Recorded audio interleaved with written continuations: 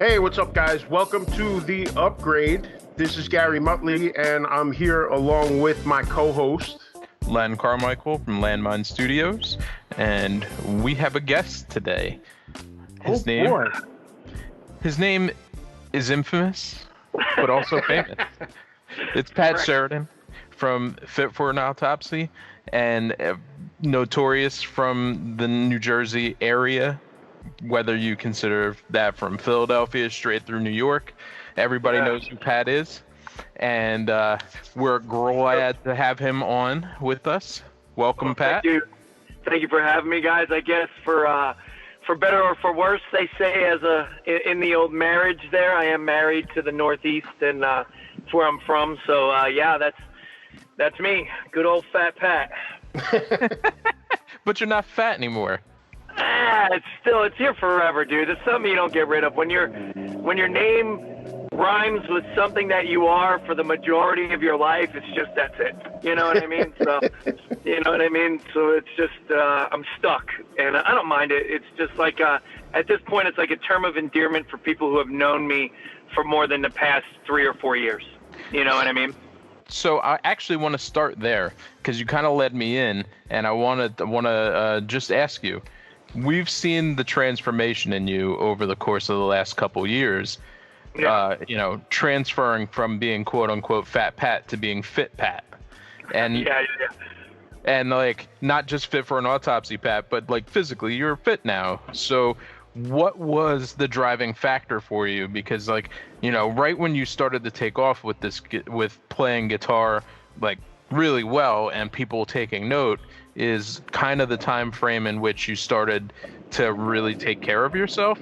So I see there's pictures and videos of you when you were bigger, and you would riff and people would watch, but now you have the public eye. What caused that for you? What was the thing that changed? All right, I mean, I'll go as far as to say the things that not only changed my physical outward projection of myself, also kind of forced me to look at a lot of other parts of myself, which I'm sure we'll get into in the podcast here. But I guess maybe right after my son was born, my ex-girlfriend, who I'm still pretty tight with her family, her brother died, and he was 51, and he was overweight his whole life, and I watched his 8-year-old son walk up to the casket to say goodbye to his 51-year-old body. And it hit me with everything that it could. Man, this is me. This is me. This is my son. This is the legacy I'm going to leave for my son. So I started thinking about it and trying to do better. You know how it is, man. You fall off the wagon, you get back on the wagon, you fall off the wagon.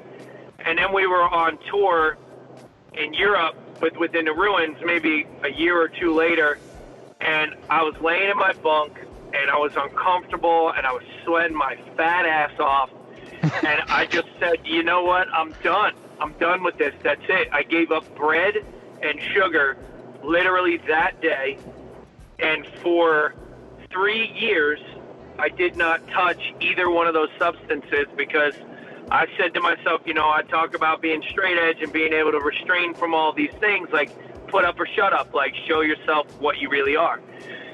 So I just went into this crazy keto diet thing because I felt like it would work. And then 80 pounds later, I went from being, this is a crazy number, but I was 396 pounds. So I went from 396 to 320. And Okay. I was like, it's time to get in the gym, right? Right, because at that point, then you had the ability to have some stamina and be stable in there. I got you. Well, I don't know if you ever saw me flipping around New Jersey. Maybe once or twice. I was never a couple times. really the kind of lethargic big guy, which is even more of not an excuse to be like that. Right. I was always energetic and never really felt winded or anything. But after losing 80 pounds, I felt like I was 14 pounds. You know what I mean? Right. So that's time to step it up. So then I got in the gym and started doing a lot of circuit training and really applying my diet, and I got down to 209 pounds, man. I was skinny, like my wife put her arms around me, and she's a bit of a chubby chaser, and she was like, my God, like, this is no good for me. You know, so, you know, that's our, obviously a joke, but, you know, she was like, you're very small. So then I was like, you know what, let's switch it up and do something else with my body. And now I'm on a different kind of journey where, like, I'm weight training and trying to get bigger. And, like, the idea of putting weight back on is a very scary situation for somebody who was almost 400 pounds. Right. But now I'm, like, 235 at, like, 21% body fat and still steadily losing body fat. And, like, it's crazy to me. Like, it's crazy. So, like, I'm going through all these different phases where I'm trying all these new things, putting some weight on, losing some weight, feeling comfortable doing that. And I never thought that that was possible. So it's been a very interesting journey. And I feel like a different human mentally and physically for so many reasons. You know, it's really great. And I recommend anyone to challenge themselves, whether you're perfect health, perfect weight, or overweight or underweight or whatever it is, to, like, change your body and try to do things, because it's this journey that you don't expect it to be. It really is. It's like some Buddhist shit. You know what I mean? I don't know if you remember, because there was a time where I probably didn't see you for a few years, but about 10 years ago, I went from like 295 to 201, and I'm 6 foot, like 6'2", 6'3". So I mean, I was skinny, and like I did the same thing. Like one day I woke up and I was like, I gotta change everything, and I just started that day, and I never stopped until, you know, one day I just was like, all right, I'm tired, I'm not going today.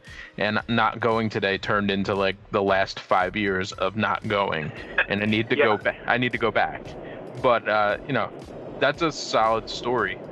And it's crazy. And you want to know what the craziest part is? Like, at every crossroads with this whole thing, like, people will see me that haven't seen me for 10 years and be like, I'm like, hey man, what's up? And it takes a second. Right. You know, for the click. Oh shit, you know what I mean? Right. And I got really severe sunburn last weekend because I was doing some stuff outside with my kid, not realizing, like, it was hazy, but it was hot.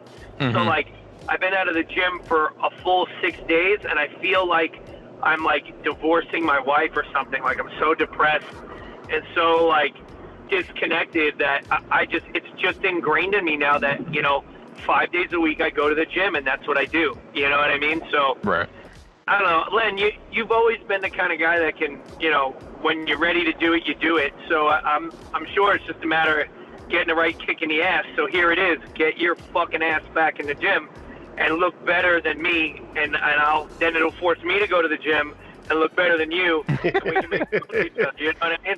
So that's what all right. we do, So right? it's war. It's war now. Yeah. Hey, Pat. Yeah. This is great, and it's really inspiring to hear you talk about this stuff. And I'm curious because I'm at a point now where I'm in the early stages of what you're talking about because of some issues that I have with my knee and stuff.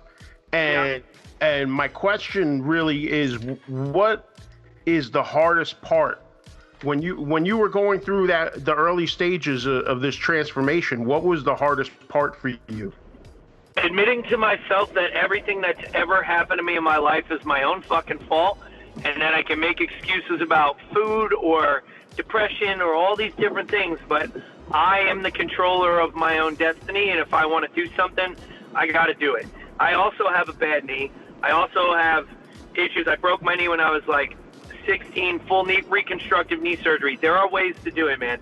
And if you really want it and you really are tired of feeling the way that you feel, then just fucking do it. There's no excuse. There's no halfway. Every little step that you take is an entryway to something bigger. So take it slow, and just remember that every time you're doubting yourself, you're letting that shitty side of yourself beat up the good side of yourself. And that's it, man. Just push forward.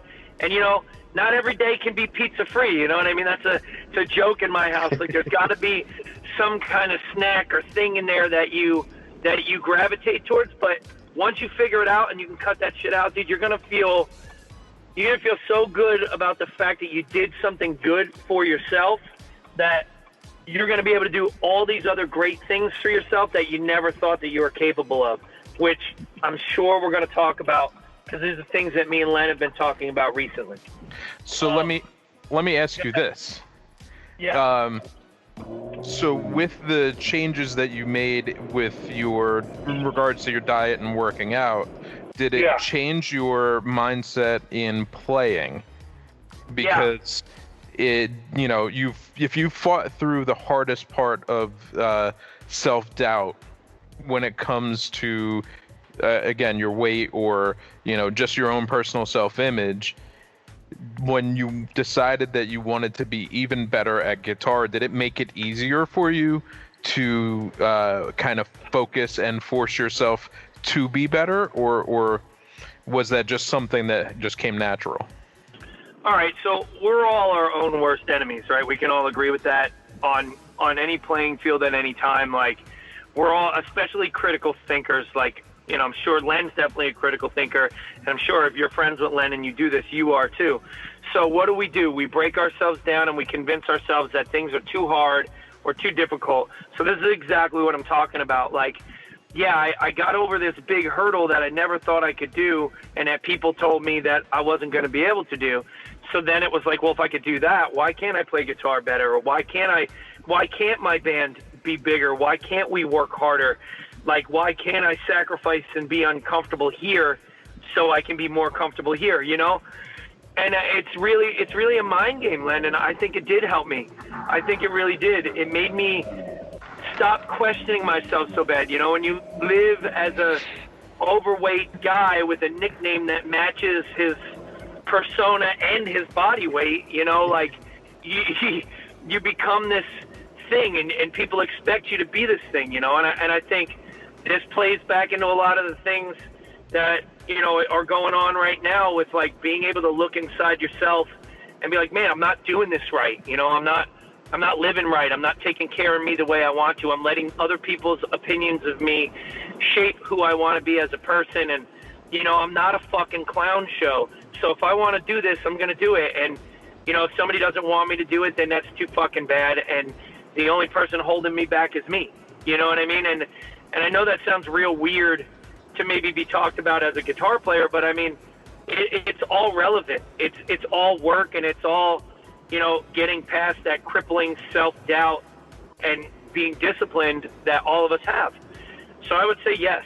It really has changed me as a person. I'm happier. I feel better. I feel like even if I died tomorrow, I tried to live longer for my son and my wife. Like, these are all things that give me motivation to want to work harder in every aspect of what I do every day. And, it doesn't mean I do it perfect. It doesn't mean that I'm going to succeed at it. But now when I fail, it's not, fuck, I failed again. I'm going to go eat a pizza and lock myself in the room. It's, all right, I pick up my fucking bootstraps and tie them up and get my shit together and try again. You know what I mean? And self-confidence is everything, dude. It really is. And I wish I would have done this a lot longer. I would have been able to help a lot more people, because I get a lot more people asking me, messaging me, about guitar stuff and weight loss and how's your band becoming more successful. And I feel like I've helped a lot of people, and that helps me too. So right. I don't know. It's life is a circle. You know what I mean? So it's definitely cool. It's awesome, man. Like, it's a testament to your own mental fortitude to be able to do such things. And I'm going to tell you, when I met you in 1996, because you asked me, we were having a conversation the other day, and I was trying to figure out when it was, but I'm pretty sure it was in 96, maybe 97, at what was the name of the place? The Birch Hill. Okay. And this is going back to your thing about being a fairly spry big guy. All I know is you kicked my stomach so hard that I landed on the floor, and I think For the Love of It was playing. That makes sense. And I mean, like, legitimately, you sawed me in half. I was laying on the floor, and I was like, I've never been kicked this hard. I think I might be dying. I hope nobody steps on me. Did I at least help you up, or was I just gone? No, you were full on 1996, 97 Pat at that point. So no, you did not care. But later on, you saw me and you asked me if I was okay. But it was long after the set was over. Yeah. And I was like, yeah, I'm fine. And we had a short conversation and moved on. But that was like my first introduction to the violence that was Pat while moshing. I just have to point out, by the way, that when you live your life a certain way, like Pat used to, and like I used to, and some of our friends used to, a lot of the times it's all, well, how did you guys first meet? Oh, well, he kicked me in the teeth. And then we started talking later. And that's how everybody met for the first time. Yeah, true friendship is tested, my man. You know what I mean? So, yeah, but you're right. I mean, dude, we all come from that New Jersey, New York, Connecticut, Philadelphia, like the roughest scene. Like the Northeast is very different than other places, and it's like. LA is the only other place I've ever been that's as weaponized as Jersey when it comes to like the way that we handle our shit, And when we decide we don't want you there, you know it, and if we do want you there, you know that too. You know what I mean? And it's a very interesting world that we come from, and like to transcend from like the hardcore scene into like the metal world is a very interesting thing, especially in these times. The hardcore scene, when I first started going to shows, like, I was a baby. My brother took me in 1986 to my very first show. I was, like, 10 years old. It was, like, my 10th birthday. I had been begging him to take me to a show. So what show was this? It was DRI and Exodus. And, wow. Yeah, I was a baby, dude. So we went, and it was wild, man, like crazy. And then, I discovered the Cro-Mags, and I discovered Slayer, and I discovered Obituary, and I discovered all these bands, and then the Youth Crew scene, and Gorilla Biscuits and Youth of Today and all this stuff, and then the DC scene with Dag Nasty, and then the punk scene in California and Black Flag, and I was just eating it all up, And then the mid-'90s came, and it was like, wear a mouthpiece and a fucking helmet, you know what I mean? Get serious, And then I started playing in bands with guys from New York. I was in Terror Zone for a couple of years, and I got introduced to the New York scene in a very different way than a lot of other people from New Jersey because I was actually a part of it.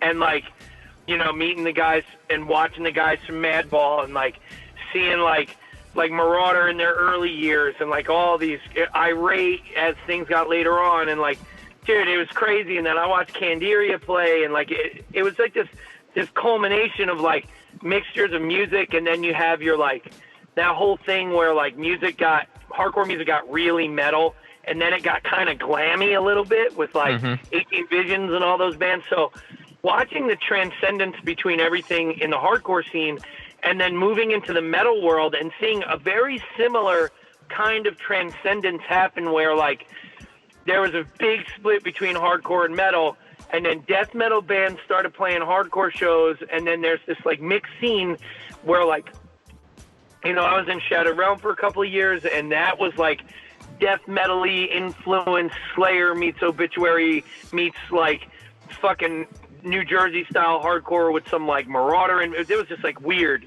And then just moving in and out of all these different things, it became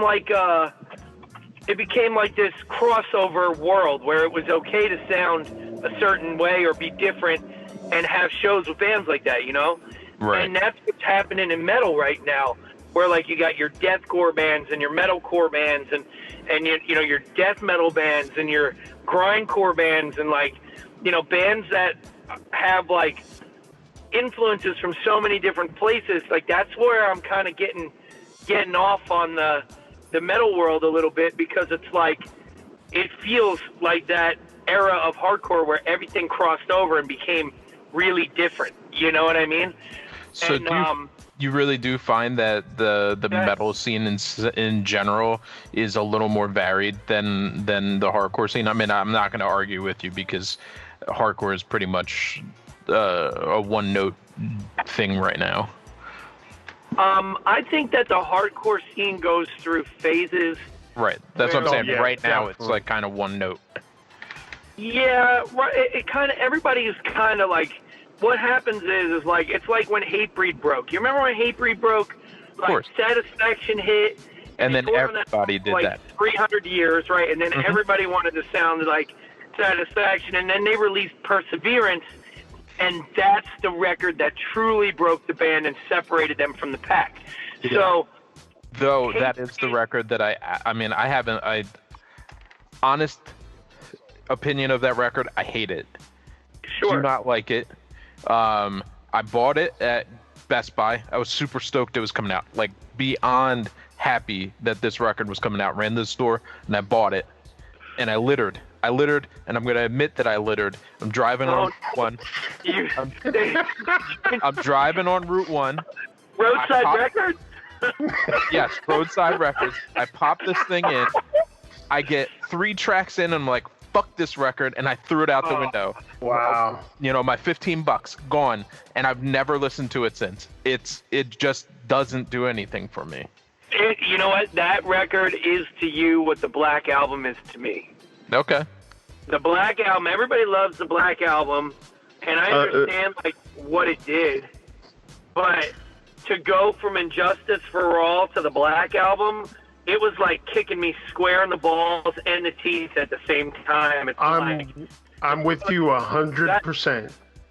Yeah, dude, like, so I understand completely what that disappointment feels like, you know what I mean? And, like, this is the thing, like, being in a band that is, you know, I don't want to say we're a successful band because we still got a very long road ahead of us, but as far as what my definition of success is when it comes to a band, you know, my meager, humble beginnings as a guy and could barely play guitar, starting a hardcore punk band, to being in a band that's played in, you know, big festivals in Germany and gotten a tour all over the world, like, I'm successful in my own mind for what I wanted to do, and everything else that comes from this point on is just this, like, surprise. You know, it's like icing on the cake that already has icing on it, you know what I mean? Like, Right. Everybody wants double stuffed Oreo cookie, you know what I mean? So, so, you know, I understand that, but it's also hard for bands to continue down the same road and be successful. So while maybe my favorite Hatebreed record is not Perseverance, I get why Perseverance is a thing and what it did for the band. You know what I mean? Yeah, I mean, don't get me wrong. I'm not unhappy for them or anything like that. It's just not for me. Yeah, 100%, dude. There's a lot of stuff that is not for me. You know, and that's okay, and there's nothing wrong with that. But like, you know, you've been in a lot of bands, and you do a lot of things for the scene, and you record a lot of bands, so you can hear the record when, as a producer, I bet you that you've heard stuff and been like, oh, I don't like this, but this band's gonna be big. You know what I mean? And then, you know, then Knock Loose releases a record that I listened to that I was like, this is cool, but it kind of sounds like Disembodied, but like a fresher take on it. And then, boom, they're fucking monstrous.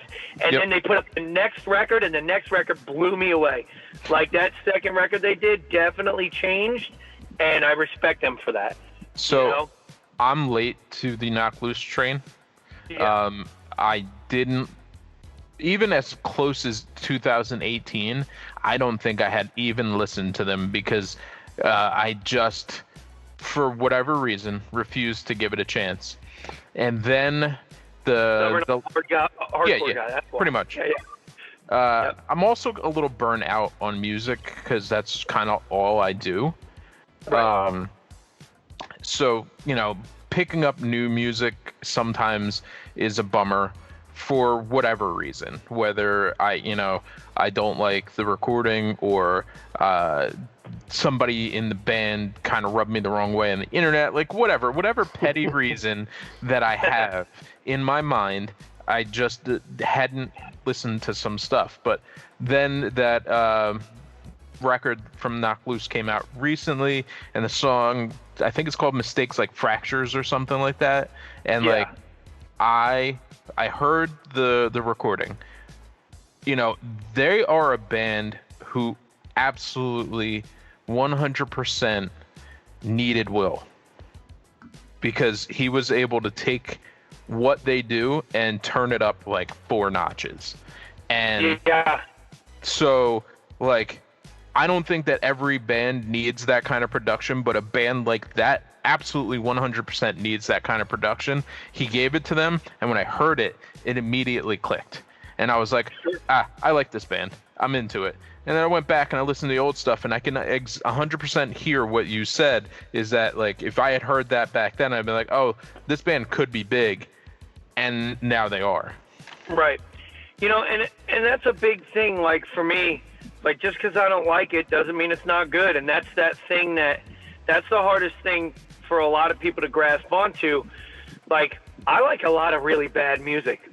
And like, you know, like, and I like a lot of music that, in theory, and especially music theory, especially now that I'm learning more about that, like, it is just not written well and it's not good, but there's this feeling behind it, you know? Like, hardcore to me, punk rock to me, it's about a feeling. Right, you can't capture that. Yeah. No, yeah, 100%. When you're a metal band, you can be technically good and then write pretty good songs and still not be a great metal band. But in a hardcore band, you can be fucking awful at playing guitar and, you know, barely keep time on the drums. But when you get on stage, if you explode, and that explosion is this controlled chaos, and it feels real, and the energy is there, and it hits, you know what I mean?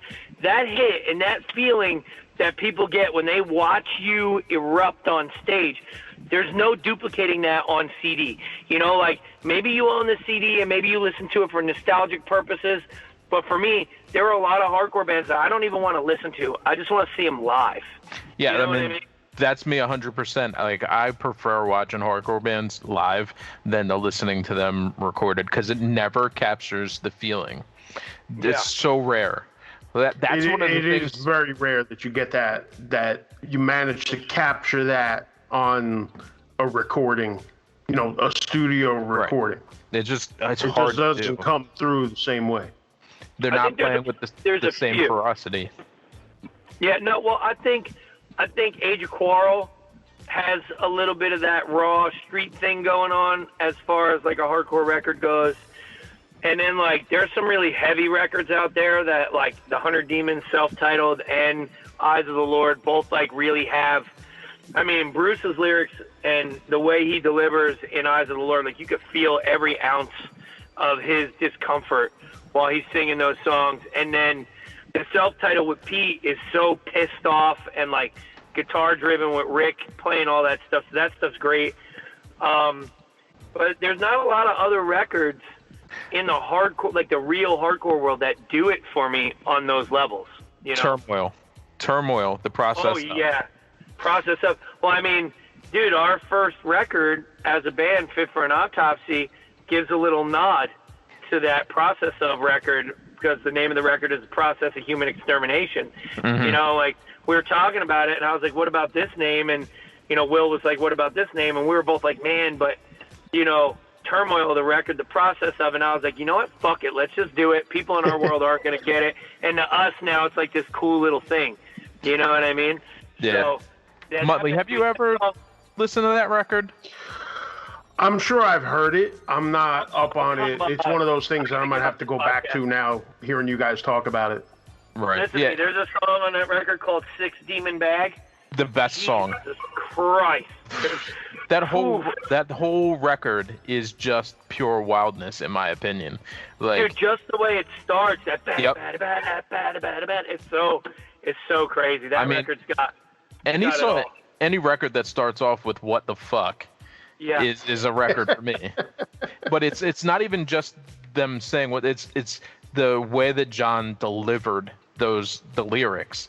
Like, anybody could say what the fuck and I might not be into it, but his delivery of it is what draws you in. And like, the recording is so crisp and clean, but it's not overdone. So like at no point are you listening to it and going, oh, holy crap, this sounds like shit. No, it sounds fucking amazing. Jesus, that record's so good. It's 20 years old, and like if you told me it came out yesterday, I would be like, all right, cool, sounds good to me, because it's that well done. And that they could be my favorite Philadelphia hardcore band. They're not even from Philadelphia though. Where are they from? The middle of Pennsylvania somewhere.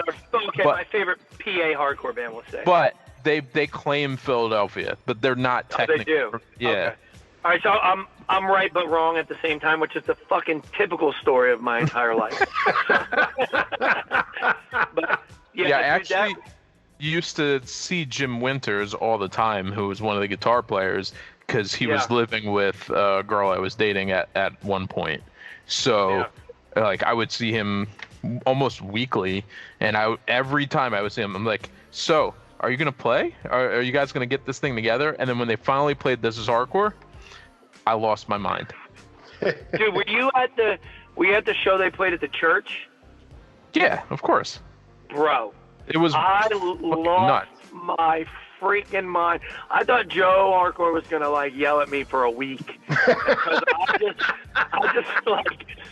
and he would have been right, because there's not a lot of bands that make me still want to throw tables at people, you know what I mean? Exactly. And, like, that's one of those bands. Like, that band is incredible. Incredible, man. So I forgot about that band for a minute. 5 bands that make me want to throw tables: Turmoil, Disembodied, Martyr AD, Buried Alive, and Sick of It All. I can never get those 5 out of my mind. All right, you ready? Yeah, I'm ready. Hit me with it. 5 bands for me. We're going to say 100 Demons, Turmoil, Cro-Mags, Martyr AD and Disembodied to me is kind of like one and the same. Band. Yeah, but they have like a similar sound. I mean, with Joel and Tara, writing a lot of it, and Justin was in the band for a little while, so it's kind of like the same world for me. Mm-hmm. And Human Remains. Okay. Like, it's such a weird band for me, but like, there's just parts in that record that are so wildly out of place that like. They're one of those bands that got those like sneaky hardcore influence breakdowns for like a death metal band, but they're in my top 5, I'd say. That's Dave Whitty, right? Playing drums on that. Yeah, he's so good. Using Sickness as a Hero record is like, holy cow! When I first heard that record, I felt like I was on drugs. Like, it was the craziest experience ever because it's so weird. Such an interesting record.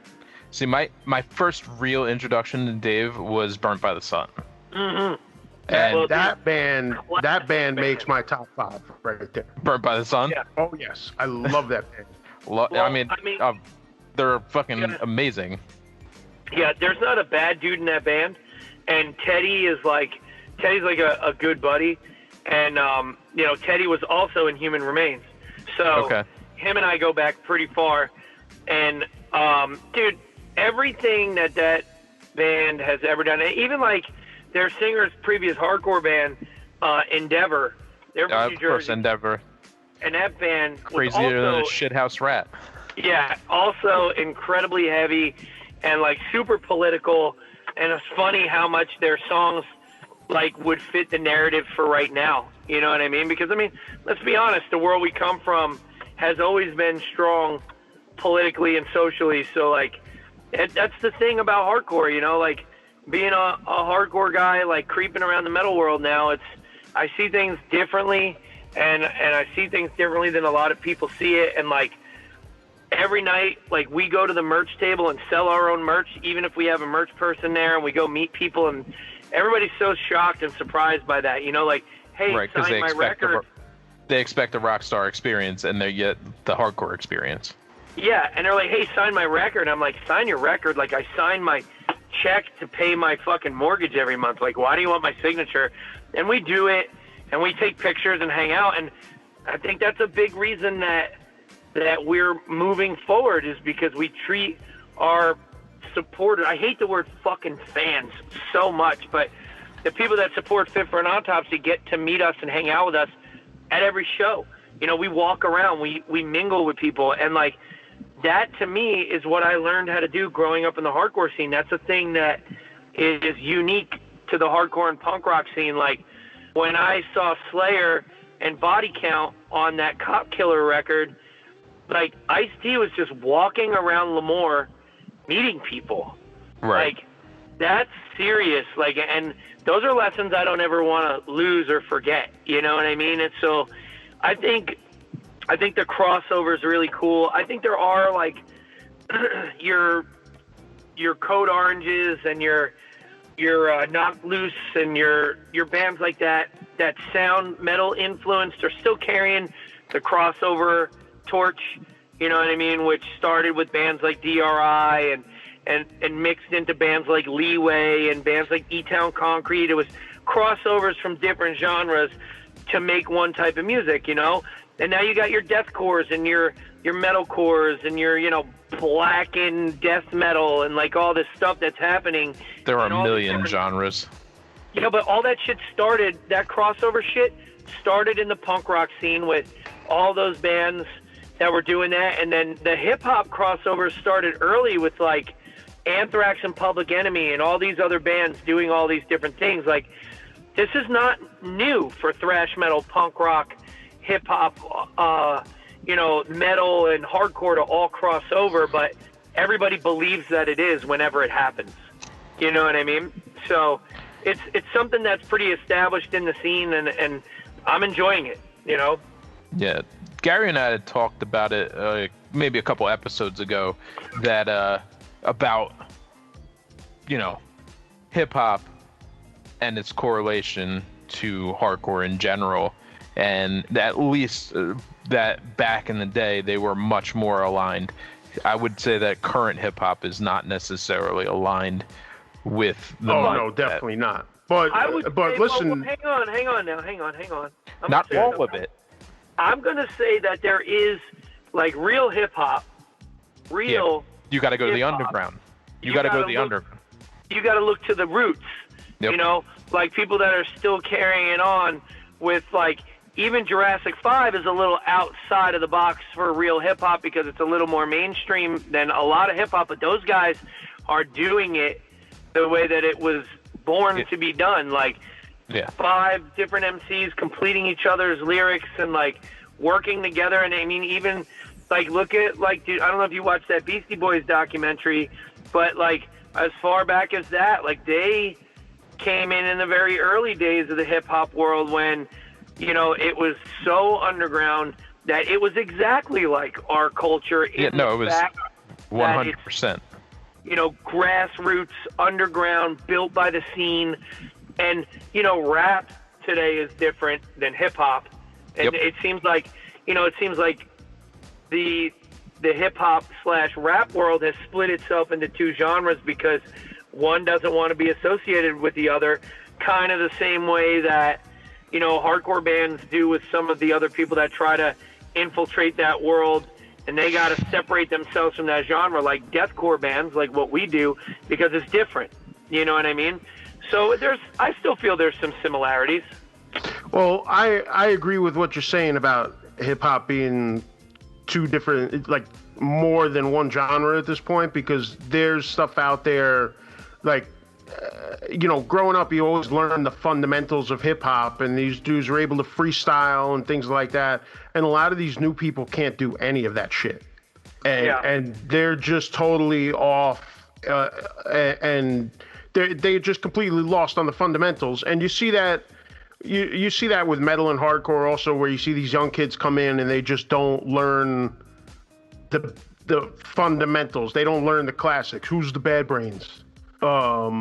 You know, but also just as far as the whole connection with hardcore and hip hop, even before the Anthrax thing, I mean, it wasn't a musical collaboration, but what about, you know, the connection with Boogie Down Productions and Sick of It All?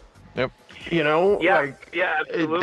That's an early thing that a lot of people don't even catch on, because they didn't do a song together, but like there's KRS at the beginning of the track, and that was a connection, and a lot of people kind of don't even think about that as it relates to the connection between the two genres.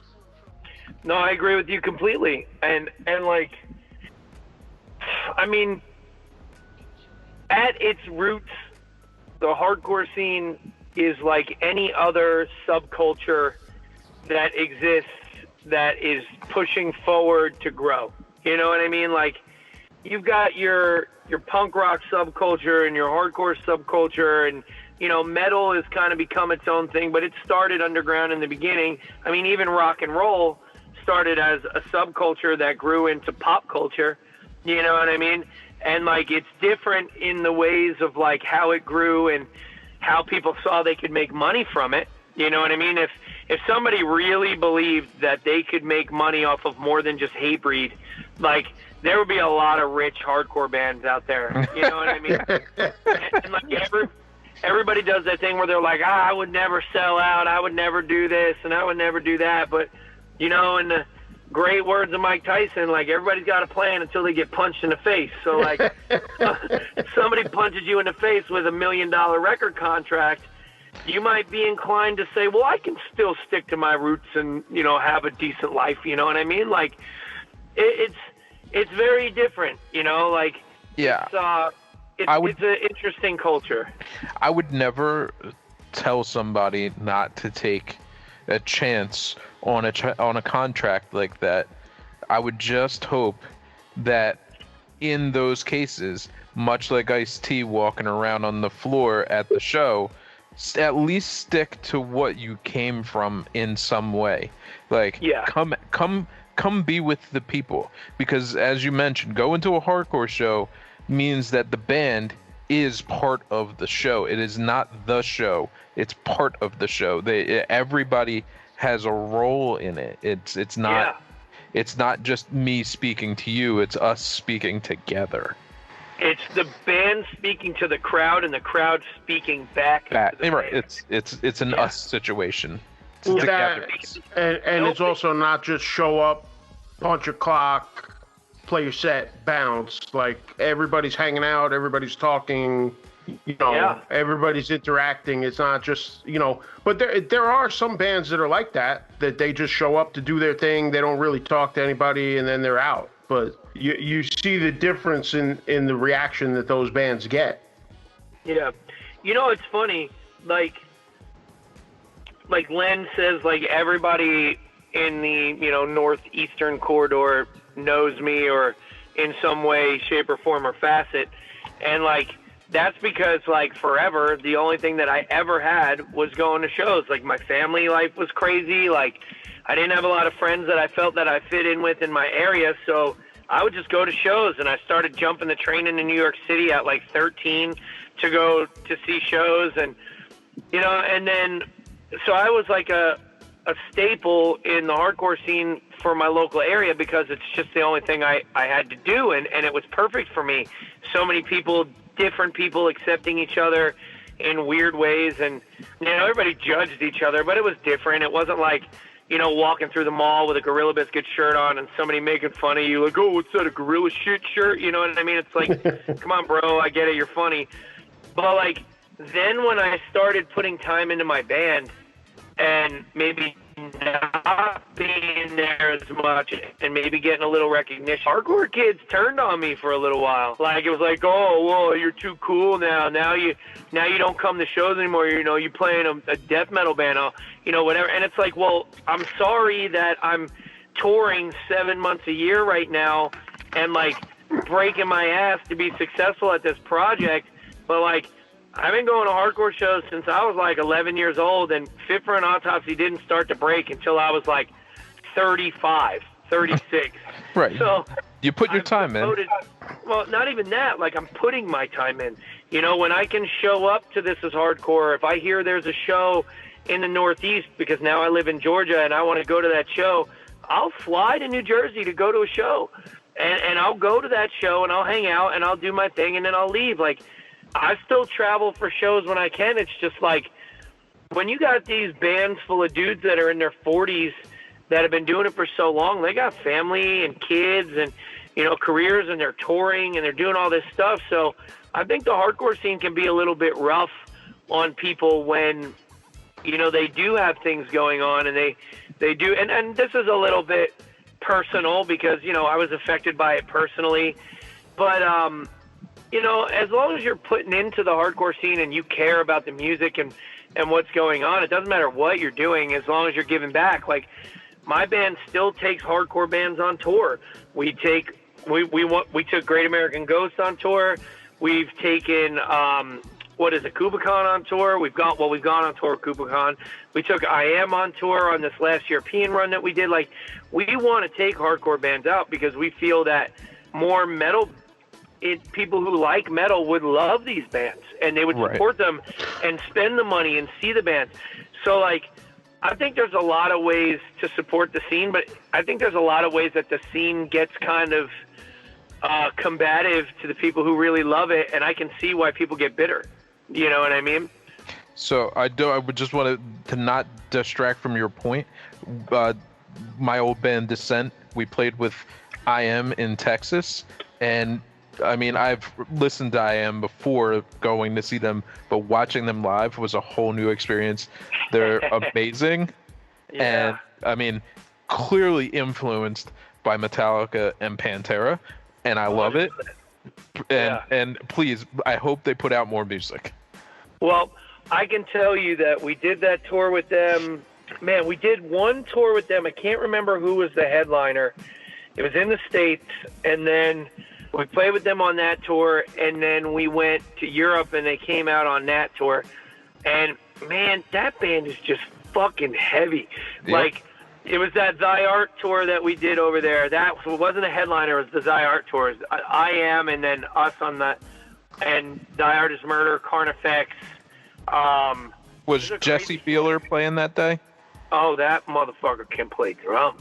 Yo, so my side project that I'm doing right now is me, Jesse Beeler. Do you remember John Wren from Philadelphia? I think so, yeah. He's yelling for it, and it's called Selfish Lover, and it's a grind band. And Jesse blasted out 12 songs in probably less than 2 hours. Wow. And I mean, he's just an absolute machine. The nicest kid too. Like I'm just sweetheart kid, beautiful human being. Yep. Adorable face, like just a perfect human. Yeah. He's a perfect human. So shout out to Jesse Beeler. Jesse Beeler, he's my guy. Yo, crazy man. Like I was supposed to be with him for almost the whole year. Like, this is where this conversation goes. COVID. Oh boy. Oh boy! So oh boy! We played. What is it? The TLA in Philly. Thy Art, us as direct support, and this band Un Mazur. God, it's been a minute, so I'm gonna have to reach back. Aversion's Crown, thrash band from Long Island. Shit. Really good band, older dudes. Why can't I remember the name of this band right now? I'm drawing a blank. I feel bad because they're awesome. They just did a tour with Obituary, and they were doing a week of the tour. It'll come to me. I just can't remember it. So we got there, and we did Europe with Thy Art, then we were supposed to do the States with Thy Art, and then we're going to Australia with Thy Art, and then we're going to go back to Europe with Thy Art, and that was going to be like the majority of our year. First day of the U.S. tour, it gets fucking canceled while we're in Philly. We played one of the last shows in America that crazy. Day, and we packed up and we went home. Like, what was that, March 16th-ish? I think it was March 13th. Okay. So it was like one of the last shows on the East Coast that got played. I know there was a couple of shows after that happened that, like, that was it. You know what I mean? So we were, like, in, like, maybe the last 6 shows to happen in the States.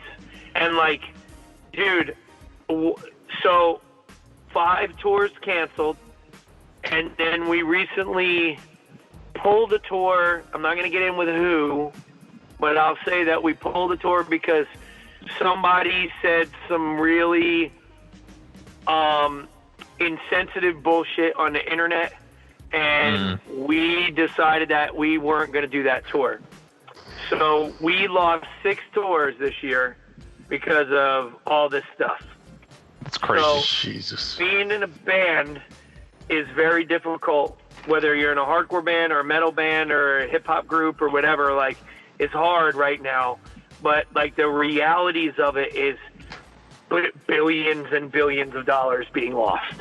You know. So let's dig into that for a minute. Sure. So COVID hit. You've lost 6 tours. Yeah. What have you focused on since then? Because clearly you're not out playing. Are you guys writing? We're writing. Will and I have been emailing riffs back and forth, so that's a thing, you know, just because we have some downtime. I have a side project that I'm doing. It's me and Ethan from Great American Ghost and Mark from Bury Your Dead. It's a 3-piece. Everybody's singing and playing their instruments, and it's called Bastard Son, and it's fucking pissed off. Nice. Okay. So it's like minute and a half long, like hit your friend in the face with a PA, and like it's gonna be unsettling. Like, we're trying to make it so we play like 2 or 3 shows, and then people are like, "Yep, we can't book that band anymore." And then, you know, but and that's just something that we've been kind of like drilling away at, you know, in the background. That I'm building a tattoo shop with my friend Alan, so we're getting our first inspection tomorrow. So we've been doing that, and just family time and working on my home, trying to improve my house. I've been doing a lot of projects at home, like we busted out a wall into our kitchen and made it open concept, and just trying to fill my plate as to not go crazy, because I'll tell you a secret, once you've toured for a few years in a row and you're doing 150 dates a year plus, you don't know how to do anything else. You know what I mean?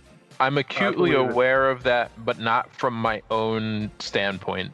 It's familial. So my uncle toured basically from 77 until he died in 2015. 200 days a year he was out, just going and going and going. And then when he was home, he was doing, you know, jazz dates for all over the East Coast, just jumping on stage wherever he could get to play and get paid. So yeah, I absolutely get it. Like, there's just it's got to be weird to be snookered at home when you're used to being on the road. Yeah, it's definitely not easy. It almost becomes like, all right, so when people ask me what it's like coming home from tour, I get that a lot. I guess people get curious on like what the dynamic is with my relationship and like with my kid and like how it works, you know, and it's hard to be gone. And then when you come home, you go through this thing where you kind of feel like you're in everybody's way for a little while, because everybody's kind of got their own schedule and you kind of don't. And, you know, they're kind of working and doing their thing, and you're kind of like moving around them as to not disturb the situation that they're in. And it becomes this thing. So then, like, now I'm home for the longest amount of time that I've been home in the past 7 years. Like, this 3 months and 3.5 month stint is the longest I've been home in 7 years. And so I feel out of place a lot, and I feel weirdly in the way, and I get frustrated because it's nobody's fault, but like I don't feel like I fit in sometimes here. Haven't found my groove yet, and it gets depressing. And then, like, you know, and like I'm extra happy to be home and see my wife every day and get to cook meals for my family, and I try to like apply myself to doing that and like be what I am. But then, like, you know, my kid's got his homeschooling because of COVID, and he does that, and he just finished it, so it's a little easier. And my wife is still working, and, you know, the family is moving on this time clock that I'm not a part of, so it gets weird, you know, and it can be depressing. So I'm just trying to keep myself as busy as possible and stay out of everybody's hair. I think it was Alex Wade from Whitechapel said, like, when you go on tour, it's like your life is paused and everything else keeps moving around you, and you can't do anything or interact with anything that's going on around. If anybody needs you, you can't get to them right away, and then when you come home, it's just like you're thrown back in the mix again, you know? And that's it's a very odd feeling. So right now, not being able to work and not being able to make a living and not being able to contribute on top of being in the way is like, it's a bullet train, you know, blowing past me that I can't seem to even see. Right. You know what I mean? So you mentioned that you guys are working on new material. Who does the majority of the writing for Fit for an Autopsy? Mr. Putney. Okay. Will's the guy. I mean, when Will and I started Fit, it kind of like went that way fairly early on. Like we wrote the first demos together, and then we wrote the first record in like a writing kind of situation. And then it became a thing where Will started coming up with these ideas and I guess, things that he wanted to do with the band in a way where he had a vision of what he could see the band being. And so I was like, all right, so, you know, give him a few riffs and then come back, and the dude's already got like 9 or 10 songs written, you know what I mean? And it's like, damn. And then, you know, he told me, like, I can't tour anymore, so if you want me to be part of this band, we have to figure this out. So we sat down and figured it out. Like, he loves writing the music, and he loves being a part of the band in that way. He just doesn't want to tour like we tour. Yeah, I mean, he can't with that studio. He's too busy. Yeah. So we worked it out. So he is the main contributor. Like, we all give influence, and we all have our part, you know. We'll frame out a lot of the stuff, and then we'll come back and we'll make changes and do things and, like, hey, move this part here. Like, let's change this guitar riff or flip these two riffs around. I think it'll work better. And, like, you know, the production/engineering side of all that. Like, It's just one of those things where you just start breaking things down and getting in the studio and like making it work. And then me and Tim write all the guitar solos because Will does not fuck with guitar solos. And yeah, well, I mean, guitar solos are fucking tough, man. Well, they're tough, and they're something that Will doesn't love. You know what I mean? Yeah. And you know, think of all of Will's favorite bands, like they're probably guitar solo free. You know what I mean? So you know, Tim and I do that, and then we all contribute to the lyrics in our own way. It's a group effort with one guy really steering the ship. You know what I mean? I got you. And I have no issues saying that Will writes the lyrics. Like, some people are like, well, he doesn't tour with you, and I'm like, yeah, but there's always one guy with a vision. You know what I mean? Like, when you start a business, one guy's got the money and the other guy's got the vision, and you come together and you start your business and you hope it's going to be successful. So, you know, that's kind of where we're at. You know what I mean? So, funny story. My old band, Descent, the drummer, Mike Polaro, actually, he tried out for you guys, but he couldn't play to a click, so it didn't work out for him. And he always kicks himself for not being able to play to a click at that time. He's really good at it now, and losing that opportunity to be with you guys is what caused him to be the drummer that he is now. Well, which really is insane. Mike.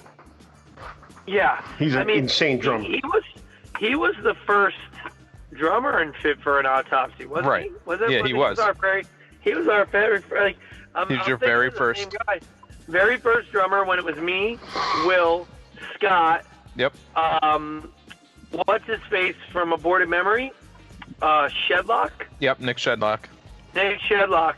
So me and Will on guitar, Mike on drums, Scott on bass, and Nick singing.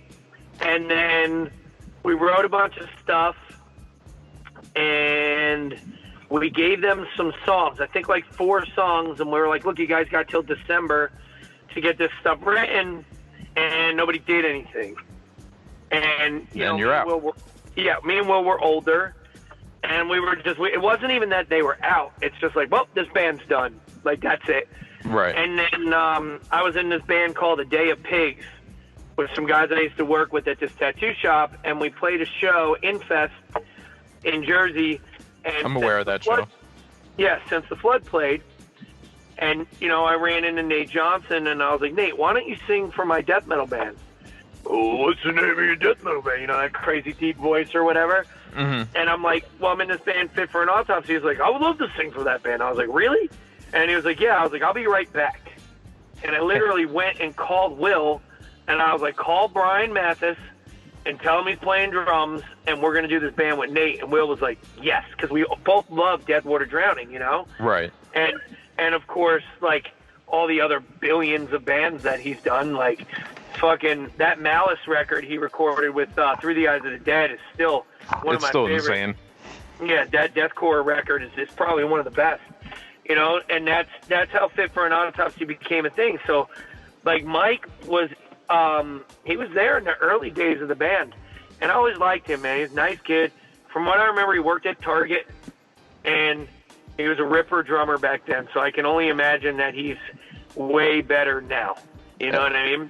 He's really focused on groove. So he can play fast, he can play slow, but if it's groovy, he's in it, and it's usually pretty fucking awesome. So let's go. He's become a good friend of mine, and it's just funny because like whenever you guys come up, he's like, man, I really screwed that up. I'm like, yeah, you did.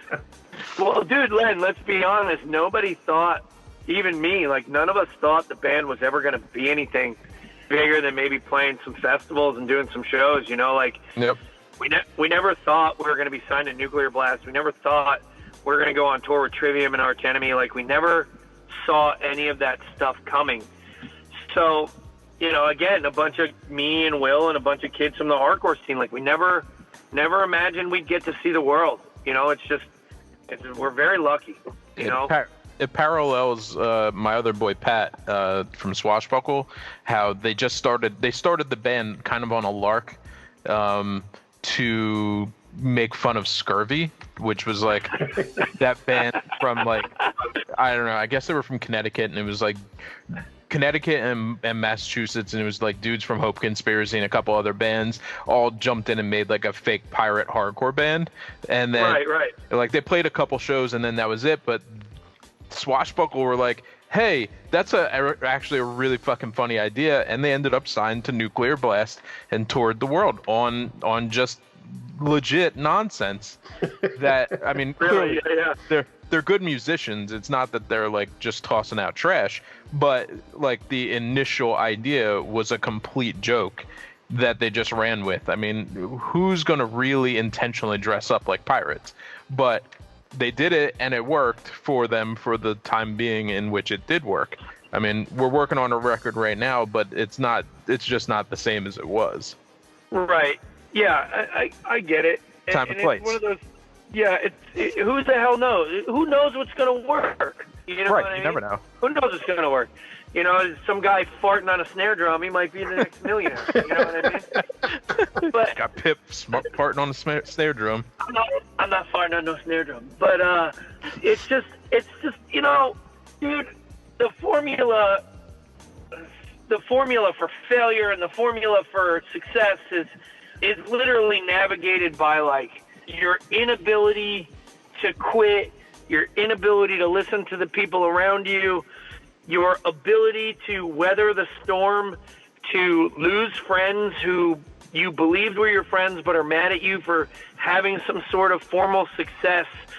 Like, dude, I could go on and on about just a handful of bands from New Jersey that I thought were my friends, and then I came back and said, hey, listen, we're going to do this small East Coast run to support this record, and I would love, you guys are doing some stuff again, and I would love to take your band out, whatever XYZ band this might be, And then they're like, and then you hear, oh, well, they expect us to open up for them. We've been around so much longer. And it's like, come on, man. Like, I'm trying. I want to take my friends on tour. You're being a baby right now. Like, let's do cool shit together and like, support each other. And, you know, it's such a weird thing, man. You got to be able to deal with so many kicks in the balls to be successful just in a business sense. Like, who the fuck cares about the rest of that bullshit? I just want to do, you know what, Len? If you ever have a band together that's ready to really go out and bang it out, you let me know. We'll fucking take you on tour, dude. I want to go on tour with people I like. I don't give a shit anymore. I'm trying to have some fun at some point in my life coming up. It's just about finding the right group of people to do it again. You know, Descent ended back in January, just at the point where we would have been ready to do something like that. But, you know, there's strife within the band, and it just wasn't working. And, you know, we kind of just put it down. For all intents and purposes, I quit. And that was really the end of the whole situation. For whatever that is, I'm looking for new opportunities to actually like, go out and do things. Yeah. And if the right one happens on me, I'll certainly let you know. And if it doesn't, it doesn't. But I appreciate the offer. Yeah, you know what it is, man? You've always been supportive, and you've never made me feel like unwelcome. And like, that's real important to me, dude. And a lot of people like that, like I showed up at This Is Hardcore, and people are like, what are you doing here? And it's like, what do you mean, what am I doing here? Like, 4 of my most favorite bands ever are playing today. Oh, well, I didn't think you would come to a show like this. Why? Because I play in a metal band? Like, fuck off. Like, I've been doing this for so long. Like, this is supposed to be all of our thing. I didn't know there were rules, or at least their rules that I had to follow in order to be able to go to a hardcore show. You know, I never understood that, because it's like, like, I was happy to see you at This Is Hardcore, and like it would never cross my mind like, oh, what are you doing here? Like, this is what we do.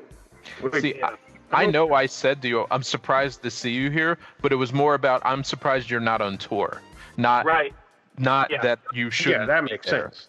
Well, I mean, here's a really fucked up one. Like, I was there last This Is Hardcore for the whole weekend. But the year before that, I got off a plane from Europe, got into a rental car. Now, I did this on purpose, and I scheduled my flight for 3 hours after I landed, 4 hours after I landed in Newark. I drove to This Is Hardcore to see some of my friends, watch one band play, get in the car, drive to the Philadelphia airport, and fly home. So, like, I just love, and this is the thing we talk about, I love going to shows, and like, I had to be home because I had some family things to do, but I just could not miss seeing my friends for an hour and seeing a band play and then getting the fuck out of Dodge. You know what I mean? And like, if people don't understand how that's what hardcore kids do, and that's what we do. We love it. We gravitate towards it. And I'm not saying this to be like, look at how cool I am. I'm saying this to be like, I don't need an excuse for you to tell me that I'm not sacrificing my time enough for something that the people before me built for me. You know what I mean? And then we kept it going for the next generation. And now the next generation kept it going for the generation that's here now. And hopefully they're going to keep it for my kids' generation. You know what I mean? Like, that's all you can hope for. Yeah, I don't know, man. I just love it, and I love the people involved in it. And, you know, today, you know, being a part of something really important through the hardcore scene really made me see things different. And I'm proud of what I come from. You know, we talked about like where we come from, and right. I'm proud of coming from the hardcore scene and transcending into this metal world that I'm in. And I'm proud that I can spread some of the ideology of being in a hardcore band and supporting bands the way that we do into some of these metal bands that we tour with. You know what I mean? And whatever, maybe we're ambassadors of sorts when we get into that world, because, you know, it's very different. So over the weekend you were an ambassador for just conversations, or kind of stemming off of something you mentioned earlier, the situation of where we're at right now in the world. You want to tell us about what that conversation was? Well, I just want to make sure that I say this the way I want to. A good friend of mine and yours put together something really important to help raise money and start conversations about where we're at socially in America currently. There was a fundraiser done to raise money for a bunch of charities and raise awareness for Black Lives Matter. And I was lucky enough to be included in the conversations for that. Even though I feel like, as a white American male who grew up in a lower class suburb of the middle class, lower middle class or whatever, I have a lot of opportunities that a lot of other people don't have because of that. But I did have a story to tell that I think shines a light on white privilege. And so I got the opportunity to tell my story about how my son and I were mistreated by the police in a very aggressive way that would have probably ended a lot worse if I wasn't a white guy. And it became much more apparent to me when a week later George Floyd was killed for allegedly passing a counterfeit 20. And the reason the police pulled me over was because they were convinced that I was shooting a weapon out of the window of my car. And if all things were fair and equal, I would be dead, right? So That's a very large signal towards the difference between how Black Americans and white Americans get treated by the authority figures in this country. And I was apologized to and brushed off and sent on my way. And another man who had an interaction of a much lesser, which should have been a much lesser caliber, did not get the same opportunity as me. And it's been a pretty haunting experience. I talked about it today for the first time, or the second time publicly, and this is the third time I'm speaking about it publicly. And I got real emotional about it because it has to do with my son. And I got real upset, and I think that now is a great time for people to shut the fuck up and listen, and for people to start examining themselves. And, earlier we were talking about bettering ourselves, and that's what I'm trying to do. I have never been a pillar in the community for being a sensitive human. You know what I mean? I've always had a very gruff and shocking and somewhat over-the-top demeanor about myself, because I came up in a time where punk rock and hardcore was that. It was shocking, and that's what I was trained to do, because I thought that made me like tougher or cooler or whatever. But now looking back on it, I'm reassessing everything, and I want to better myself, and I think now is a good time for people to be quiet and soul search and better themselves.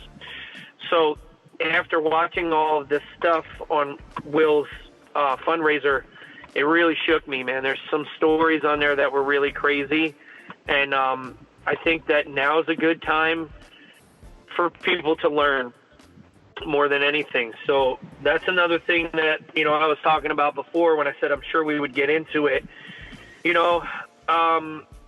I wanna change a lot of things about myself for me and for my son and for the community and for the people who deserve a voice.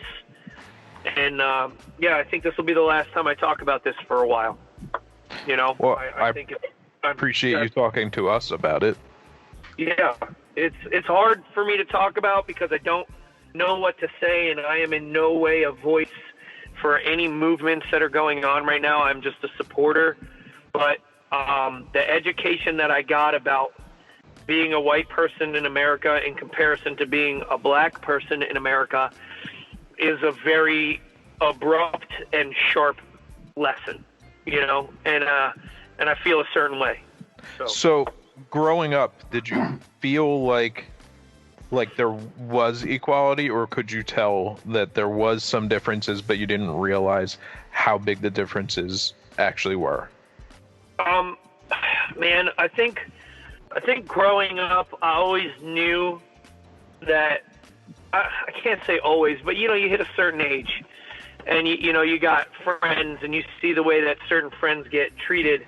And, I grew up in a neighborhood with a lot of different people, so I had a lot of different friends groups, but a lot of those groups didn't cross over, and I guess I didn't understand that when I was younger.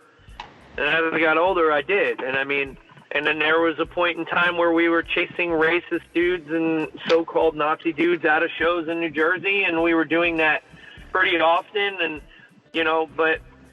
I always knew that there's a problem. I always knew there was racism, and I always believed it was wrong. It's just, there's a lot of things that I didn't realize because I was never taught, and because of the way that I was taught, that are also inherently racist, that people do every day, that they don't, just things that people say. Something that you said to me, Len, about how much certain things that certain people would say to you, and I won't get into it because that's our private conversation, right? How much it bothers you.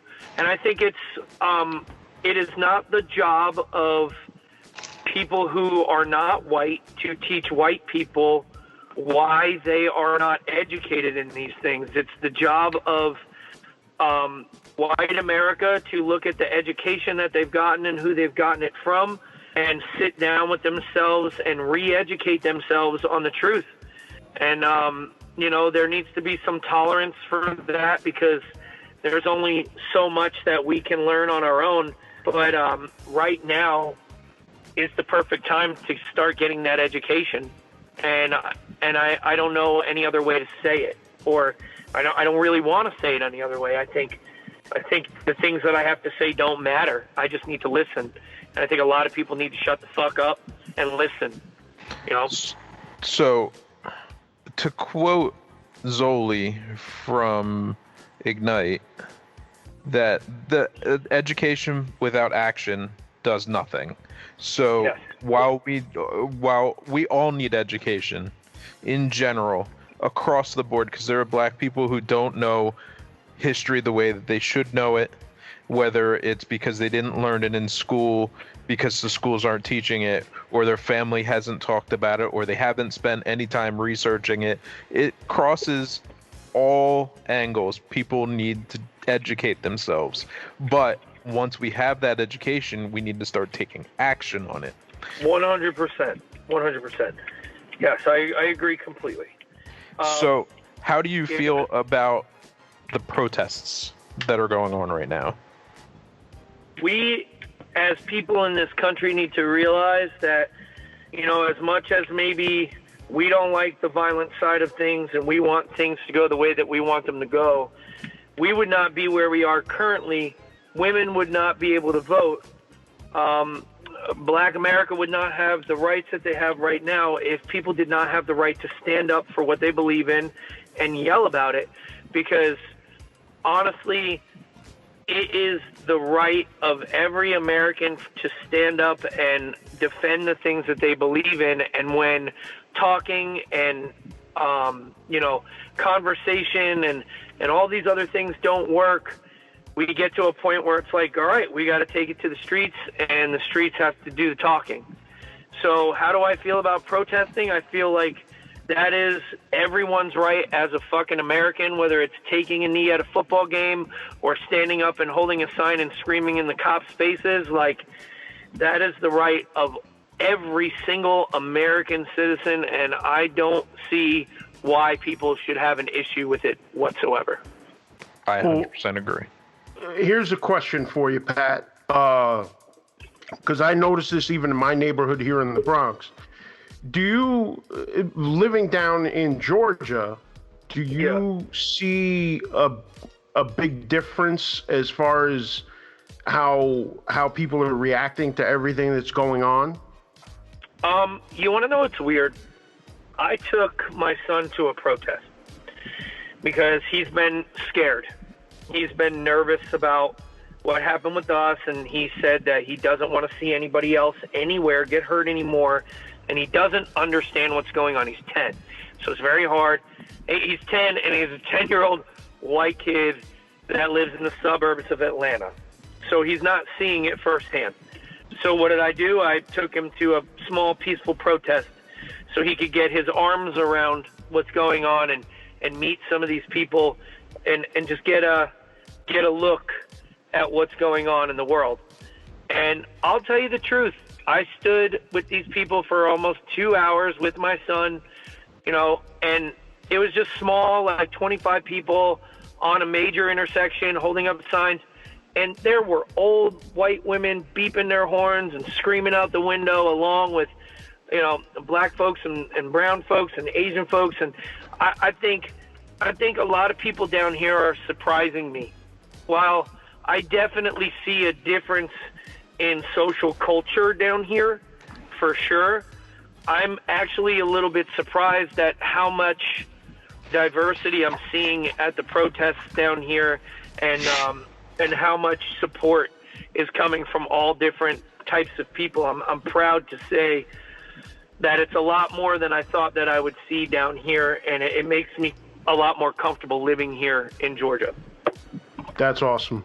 Yeah, I asked because in my neighborhood in the Bronx, there's a lot of old Italians around, and you look at the TV and you see all over the country, all over the world, there's people of all different colors all out there protesting together.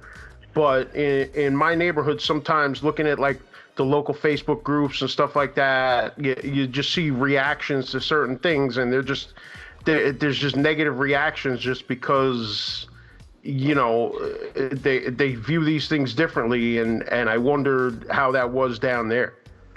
I mean, listen, man, I'm not going to sit here and sugarcoat it and say that the South doesn't have a certain kind of sting to it, because it certainly does.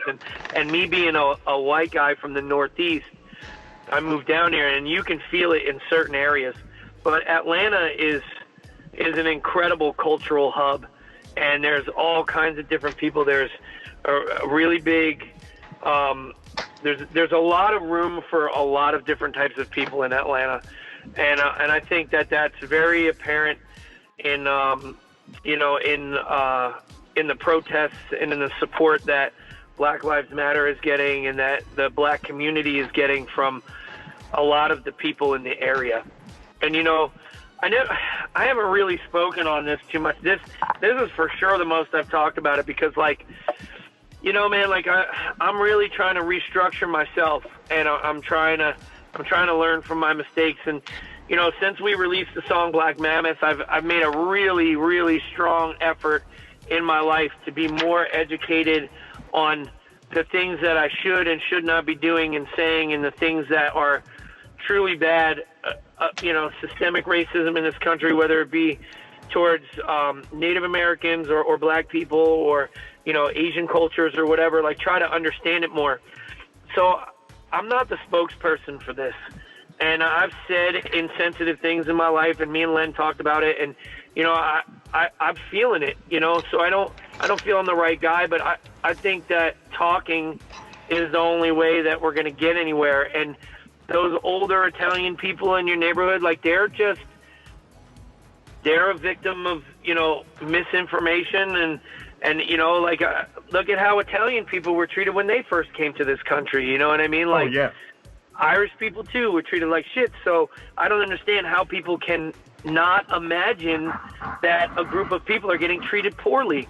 And now it's time for everyone to stand up for black folks in this country and be there and be good and supportive.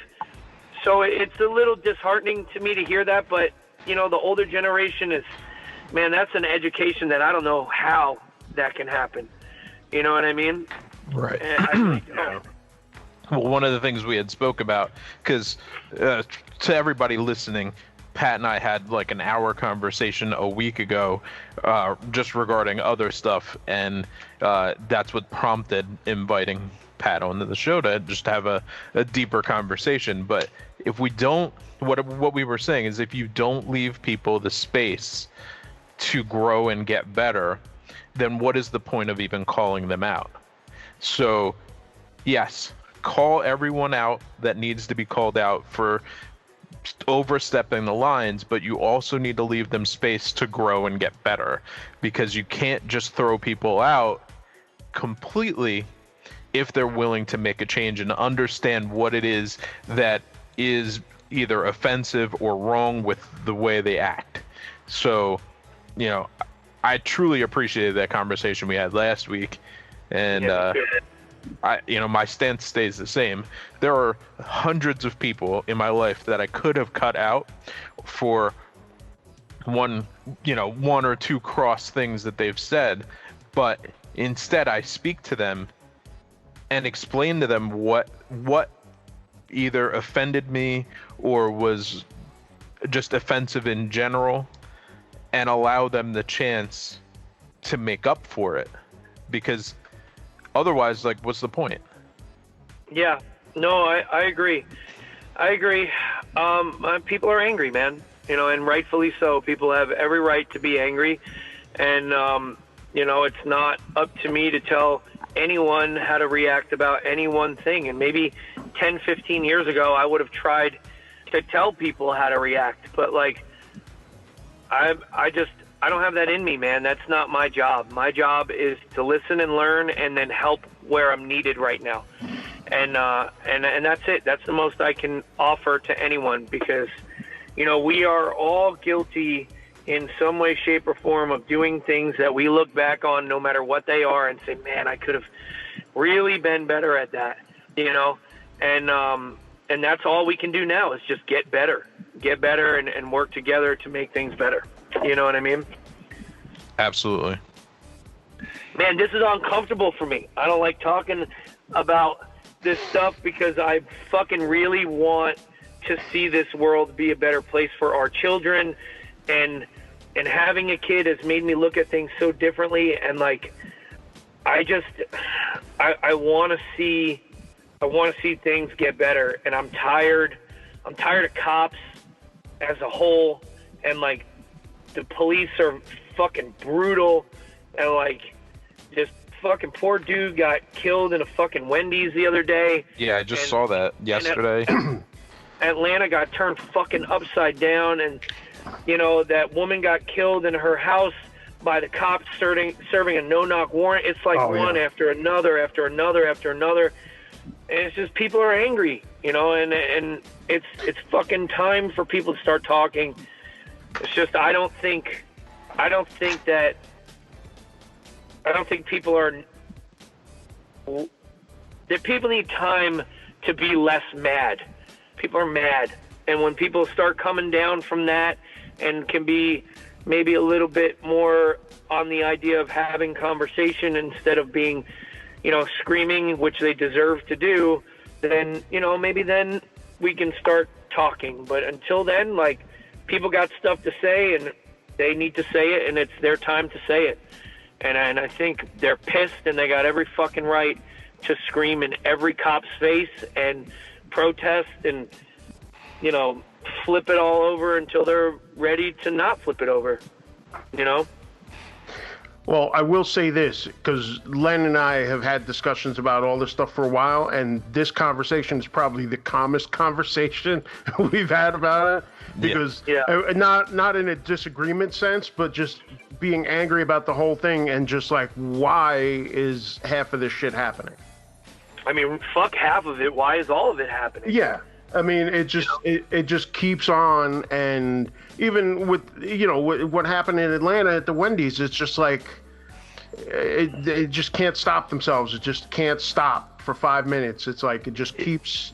If you have to shoot a man in the back who is running away from you, come on. I don't care if he stole your taser or not. He was of no danger to anyone else. He was avoiding you. You already know who he is. You have his license. You have every piece of information that is needed. Go get him at home. There was no reason to shoot him in the back. None. And given the current climate, you can't be surprised that he's fearing for his life.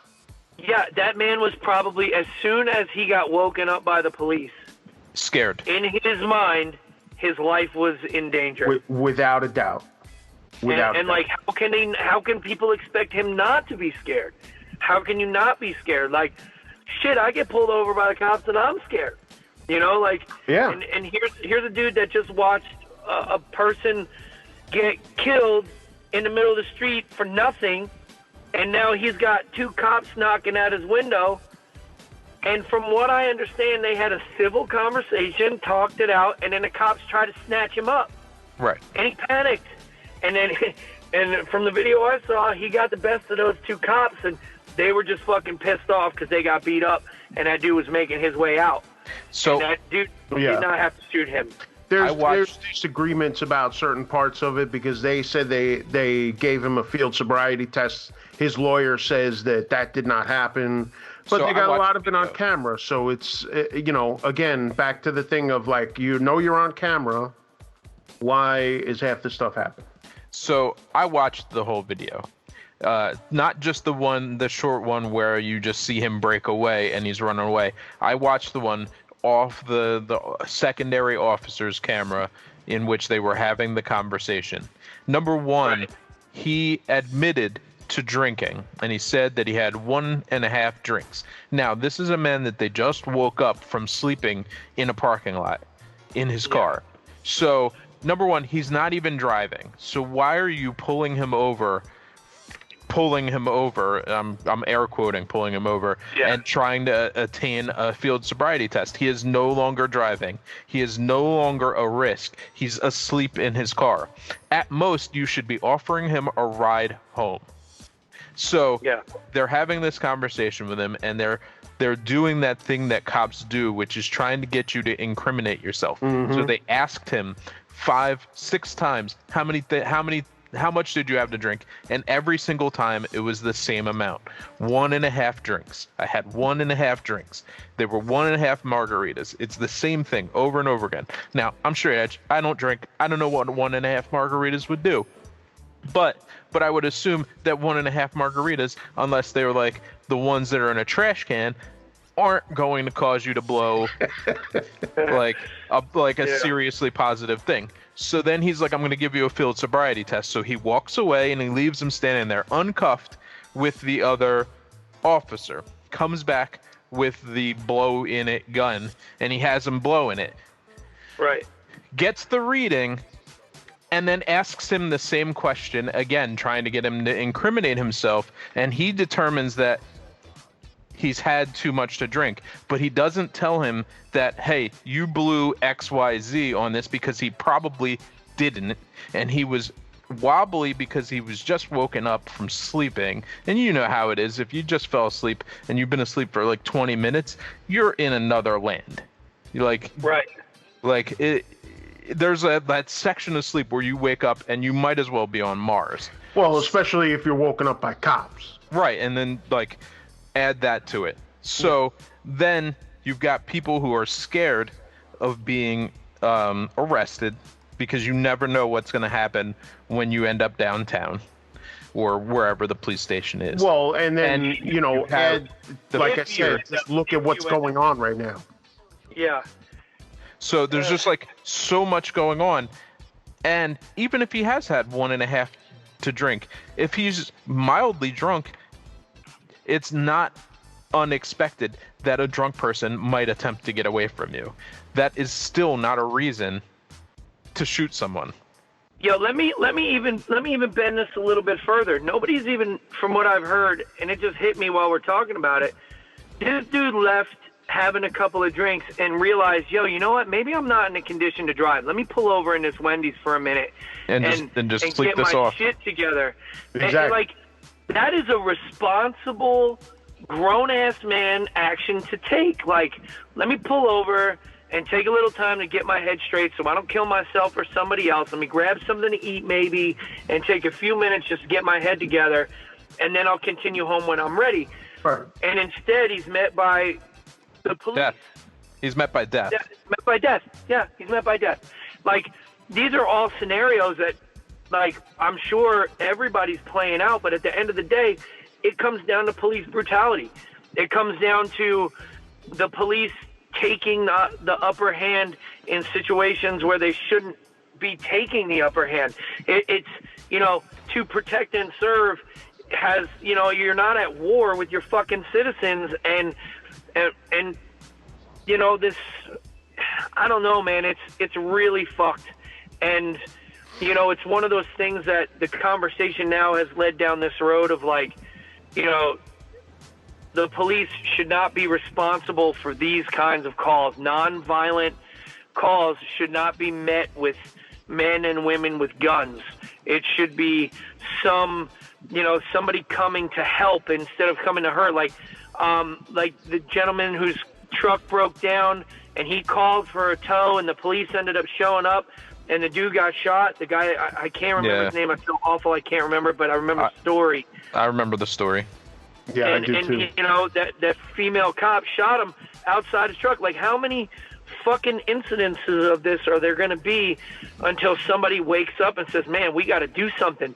You know, like, and that's what's happening right now. People are fucking mad, you know, and it's, I don't know, man. We can do this over and over and over again, but the end result of this is the police need to be checked, and people who are making these decisions need to be checked. Whoever is not punishing the police for committing these crimes that if you and I committed, we would be in jail instantly. Like, this shit, somebody's got to pump the fucking brakes, man, and people are frustrated and they don't know how to get there. So you know, let me pose this to you. When you hear or you see someone on the internet that tries to argue that more white people are killed by the police than black people, if you are looking at just plain flat numbers with no nuance, fine, the numbers are higher, but obviously that's not your proportion. But why even have that conversation? Just to say that is saying that we shouldn't be concerned, right? Because more of one person is dying than the other. That's fucking racist right there. Like, but my question is, why aren't you more mad that white people are getting shot? Not you personally, but just in general. Why aren't you on the side of what? Like, I'm mad that anybody's getting shot, but right now we're not talking about that. Not at all. But the narrative is different. We're not talking about Black Lives Matter is not a movement to I shouldn't even have to say this, and I don't want to say it, but I will. Black Lives Matter is not a movement against other people. It's just about black people needing help let's lift us all up. Lift up the black people and help them in their time of need. And then when another culture is going through something, then we all go there for them, like whatever they need. Like, people are so fucking stupid. See, now I'm getting mad because the internet, you bring up the internet, and then I get mad because it's like, why are we comparing statistics about lives being lost? Well, I'm not. No, I'm not personally. I'm not yelling at you. I'm yelling at the internet. Right. So what I'm saying is like, we shouldn't be comparing statistics. Like, this is about black people needing all races and colors and communities in this country to stand behind them and help them. And then when they have the things that they need and they feel comfortable, and Black America says, all right, you know, now let's crack down on these cops and talk about all the numbers and all the people. But until that happens and black people are getting the respect that the black community feels that it needs, not that I feel, but that the black community feels that it needs, you know, it's just one of those things. Like, right now, Black American people need all cultures to stand up, and we don't need those statistics thrown out there to make it racial. Like, people are making it, for some reason or another, one culture versus another, where it should just be everybody learning and helping and supporting other American people that happen to be black need us right now. And that is it. And I don't understand how it can look any other way to anyone. Unless, of course, you're a racist piece of shit. And then, yes, I understand why you're a piece of shit. You know what I mean?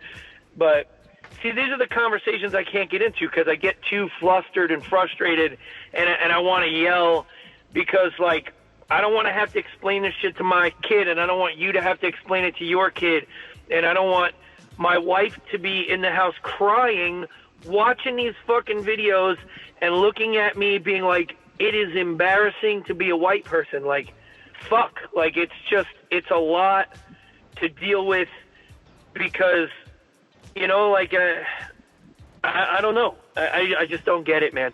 And our president's a fucking turd. And, like, everything. We spent 3 hours talking about him being a turd. I was just gonna say, like, the last 2 or 3 episodes that we have done, Pat, have basically been rants like what you're going through right now, but just much longer. You know, and I don't mean. Yeah, go ahead. Just between, you know, talking about perceptions of people and people arguing about statistics and stuff like that, but then talking about the president just being completely just pouring fuel on the fire and just the absolute mess that this whole thing has turned into.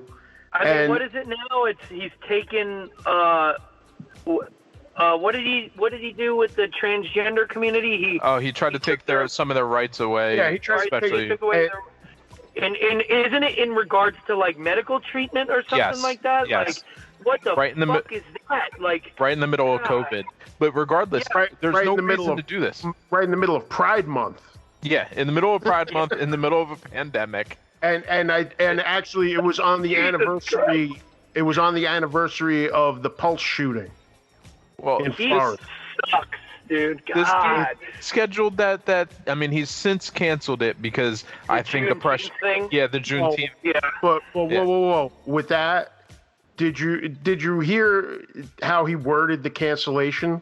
No. Okay. The way he worded the cancellation, and I'm not going to bother pulling it up right now, but basically the way he worded it was that people had said to him that he should reschedule it out of respect.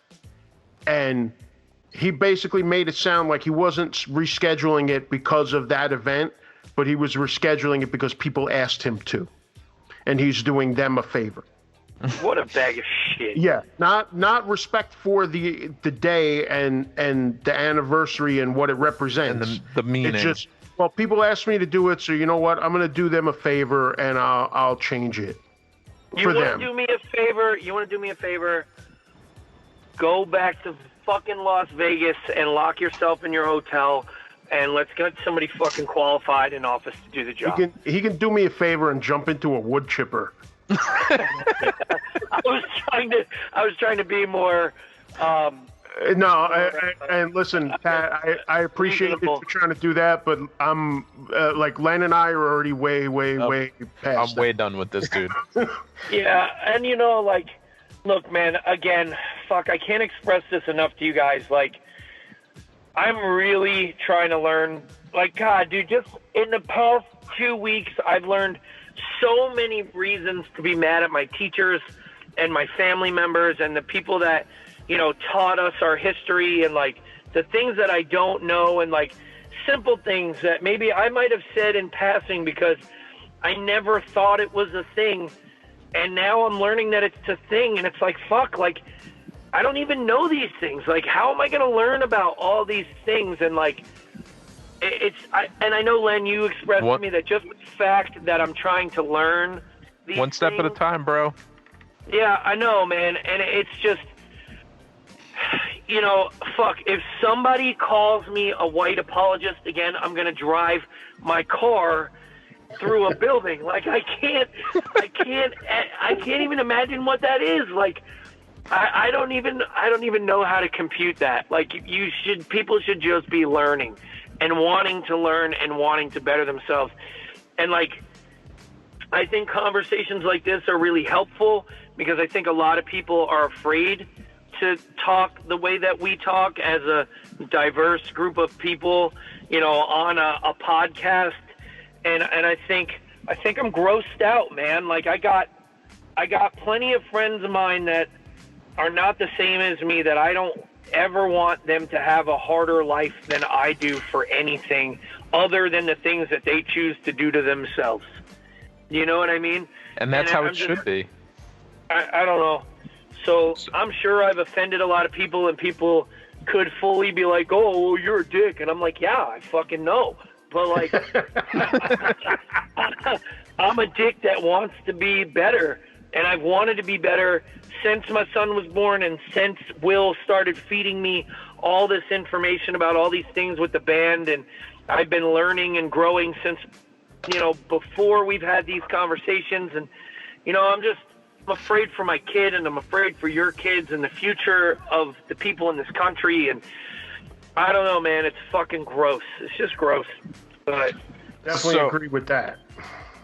I posed this question to Gary, I think it was last week.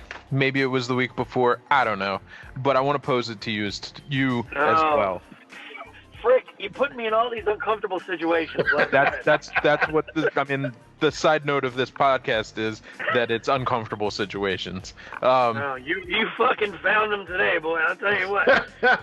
So, if you could go back in time to any location, any time period, where would you go and why? Fuck, man, that's hard. I know. So, like... And I just want you to go off the cuff. No, like, you don't have to overthink this. Just think about it, and then I'll give you my reasoning on why my answer is different. If I could go back to any... Is it like... Okay, I got to get a little clarity on this, because my mind races to a bunch of different things. Mm-hmm. Maybe with, like, some regret in, like, a couple of areas of my life that I would like to have the opportunity to maybe repair. I'm talking more about, like... just like romanticized locations or time play periods that people always talk about, like, oh man, I wish I could go back and experience that myself. Not necessarily about going back and, like, butterfly effect fixing shit. Okay. Well, no, I mean, my first response was to spend more time with my sister before she passed away. Like, that was my gut knee-jerk reaction. But hearing the question stated to me differently, I would say, man, this is a really hard question, because there's a lot of really cool stuff that has happened, and, like, interesting times that have happened. If it makes you feel better, I had the same trouble when I was asked the question. I think maybe I'd like to see the birth of, like, heavy metal. Maybe I would like to be old enough to witness that. That would be kind of cool. That's, like, kind of just like a selfish job kind of thing. Hey, that's still a solid answer. That's a solid answer. Like, that was actually pretty close to where I ended up. To see something like, I don't know, like to see the birth of that pure form of music, like what happened, to be a fly on the wall in the room when the first metal riff was written, whoever wrote it, like that would be like a really interesting thing for me to see. Or maybe like, yeah, you know, I'm just going to go there. Otherwise, I'm going to burn a hole in my own brain trying to think of something. I mean, there's a lot of really great moments and things that I would have liked to have seen, like, but also at the same time, like, the selfish side of me really wants to see where my job comes from. You know, what the first distorted, big old open guitar E was. You know what I mean? Right. So okay, well, what about you? So, me and Gary have gone over this already, but for me, I don't think I would go any further back than 95. And the reason being is that the further back I get, the worse it gets for me. So you say to me, hey, let's go to the 60s. Well, half of the 60s, I didn't even have civil rights. If you say, let's go to the 40s or the 20s and see, like, the roaring 20s, no, thank you. I'm not going there. Yeah. And it really doesn't matter what country you're talking about, because every single country hates black people. So even if I were to say I'm going to go back to Africa, they don't like African Americans, they like Africans. So I'm not one of there either. So for me, the best place to be is, the last 25 years. It's been better. It's still not good by any stretch of the imagination. But this is probably the best time for me to live. So I'm going to stick with now probably. But, any time over the last 25 years would probably be good. Man, that's a pretty deep statement, man. But it's the reality. No, it's 110% the reality. And you as a white person, you might not think about that because it's just not an idea that I've ever sat down and thought about. Like, if one of my black friends went back in time, would they be safe? Would something bad happen? Like that's obvious. And it's not something that I don't know.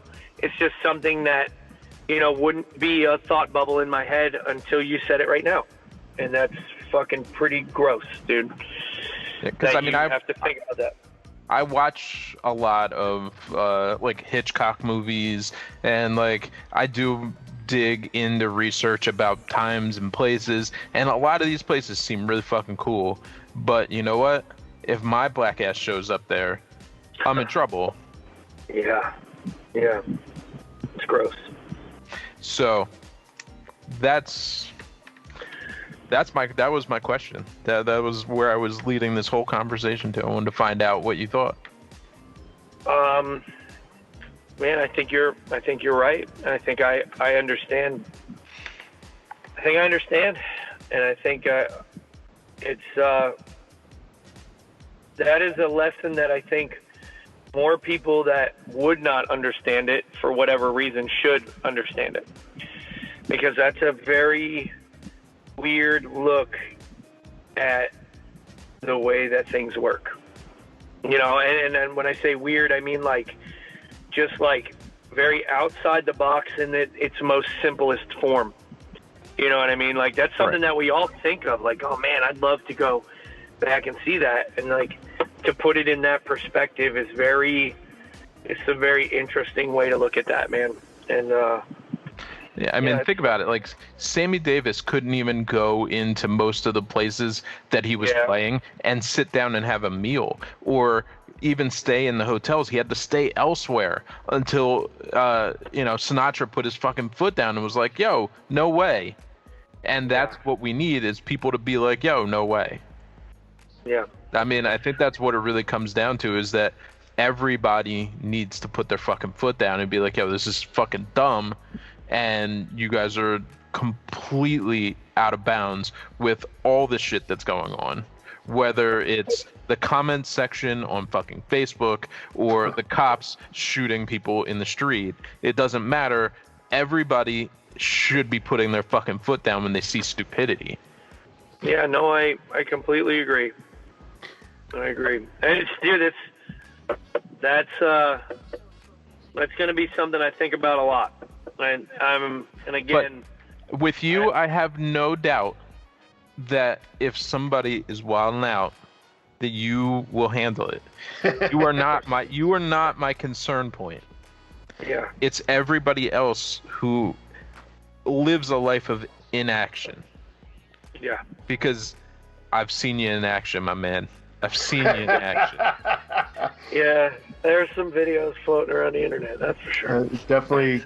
Well, Pat, I don't know if you saw on Facebook this week, the Billy Club Facebook page put up pictures from my first show.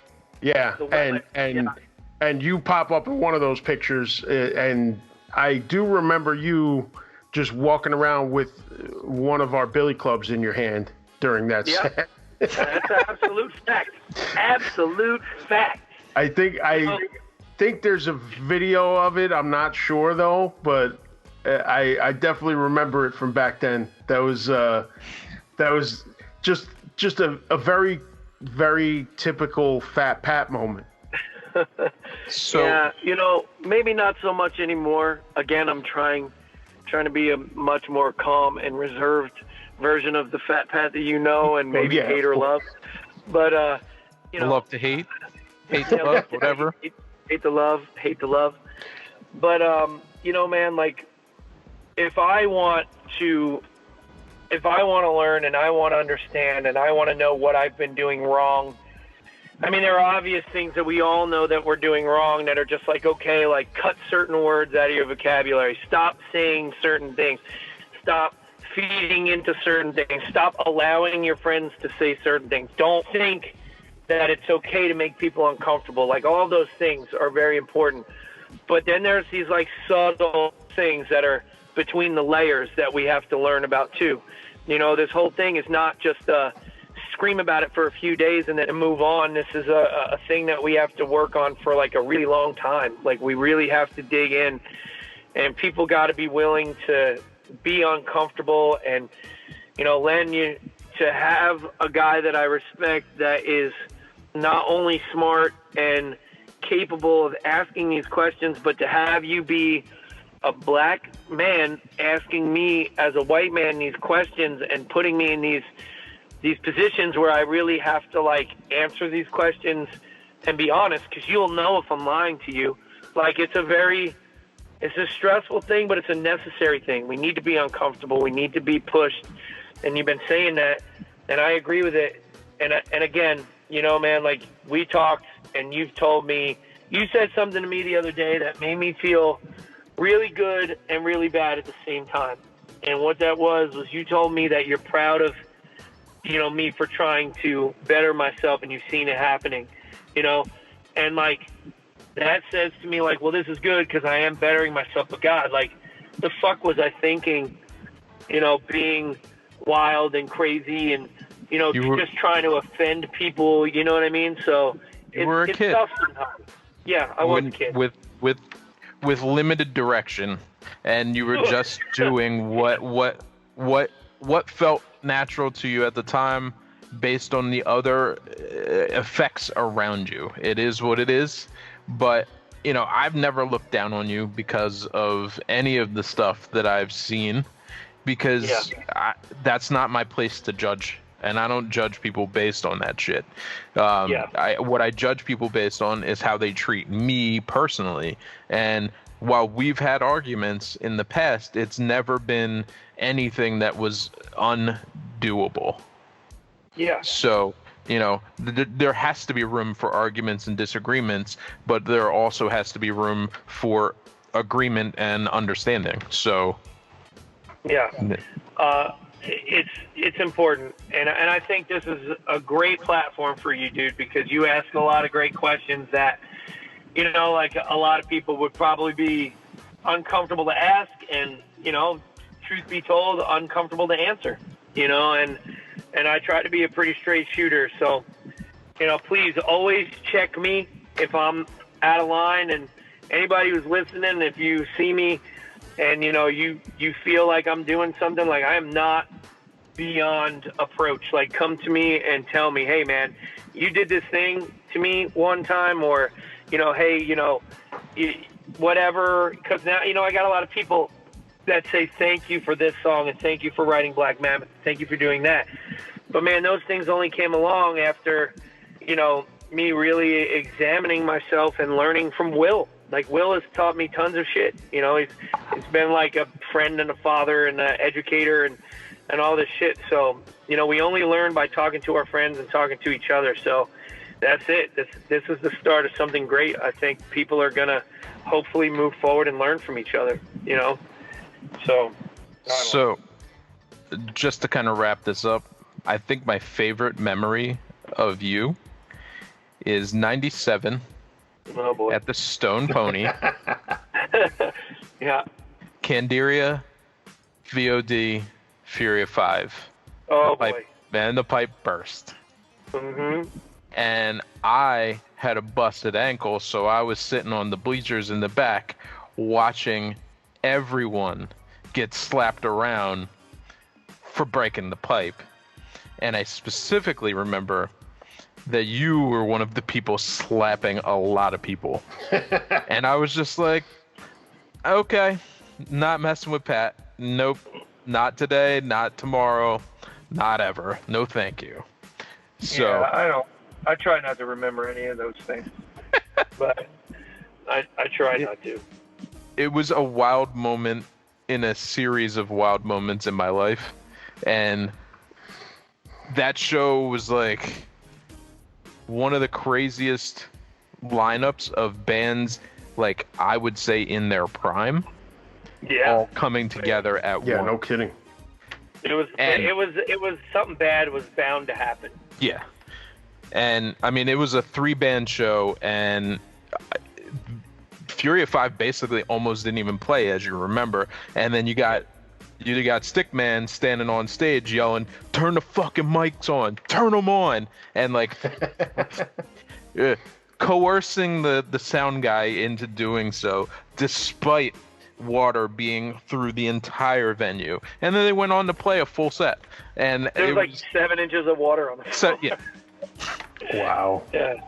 Dude, that place, I got some real wild memories of that place and a lot of places.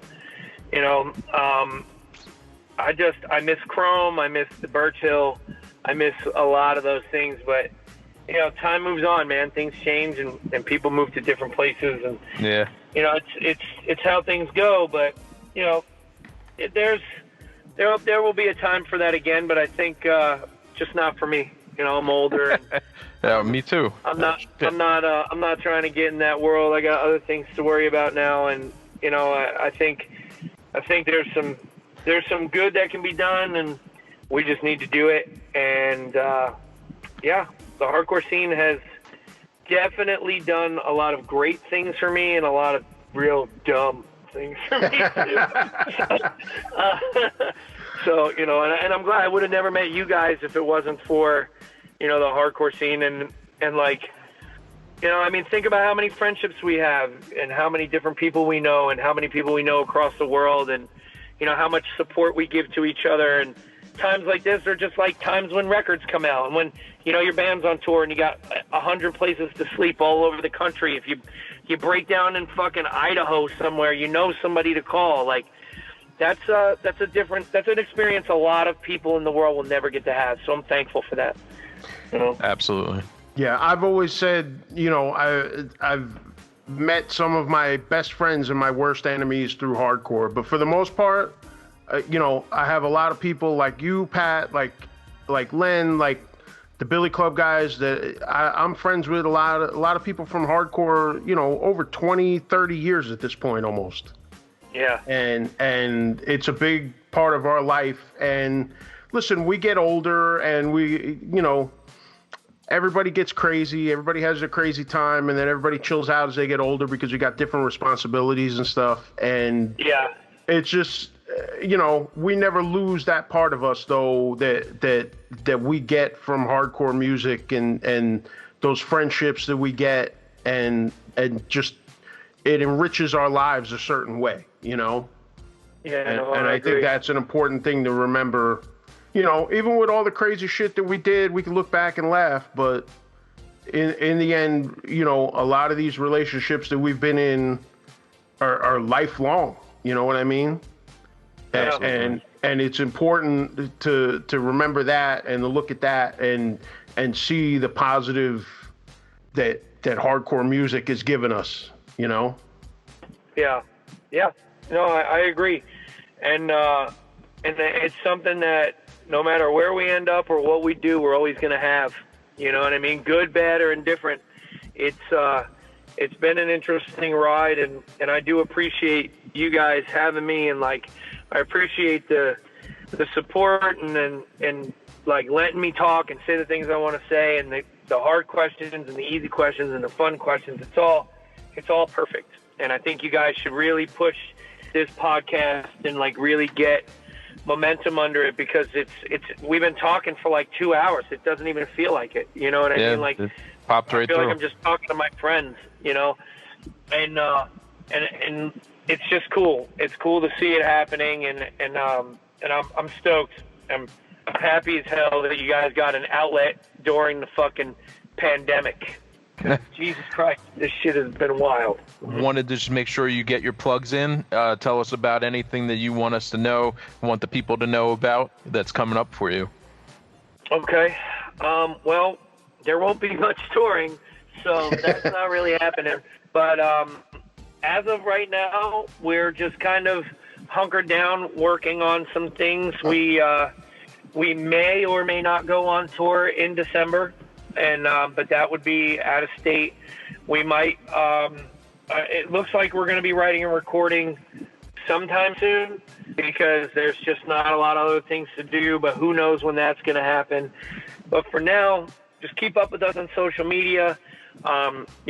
Support us by streaming our music or listening or buying or telling your friends to check out our songs or stealing our record and playing it for your grandmother. I don't give a shit as long as our music is getting played. And the thing that would really make me feel good is if you took a few minutes to, support some really important issues that are going on right now and just take some time to learn the way that all of us should be and, have discussions with your friends and, post positive things on the internet, talk about all the good things that are going on, and just take care of each other until we can all get back to some kind of normalcy with this COVID shit, and then talk about it in person. Because, we're all locked away in our own little worlds right now, and it makes it even harder for things to get momentum because we can't look at each other and talk unless we're on a video phone, and that just feels very non-human. You know what I mean? So just hang in there, people. Listen to your favorite bands, support heavy music, support Fit for an Autopsy. If you don't like Fit for an Autopsy and you're only listening to this because you like hardcore bands, then go support your favorite fucking hardcore band. Do what you can do to support music. And, right now, pay attention to the important issues and be on the right side of history. And that's it. That's all I got to say. All right, well, thank you for being on with us, Pat, spending a couple hours just shooting the shit, hitting all the points that we wanted to hit. And, I appreciate you just as a person, but also as a friend. Thank you for being on. Yeah, and Pat, I told you when I saw you, This Is Hardcore, congrats on all the success that you've had, because I know you've worked your ass off for a long time to get a lot of these things happening that are finally falling into place for you. So, I recognize that and I show you a lot of respect because I know you have really hustled for a long time. Well, I appreciate that. Yeah. Thank you. And the same goes for you guys. It's just nice to see familiar faces still caring about what we grew up doing and still wanting to be a part of it. So thank you for carrying that torch still, Probably never put it down. No reason to. That's what I like. All right. Thanks again. My name is Gary Muttley, and he is Len Carmichael. You can find all of our links and everything else for all the different projects that we have, Billy Club Sandwich, Landmine Studios, stuff like that, at theupgradepodcast.net. That'll take you to our Facebook page and everywhere else that we have set up.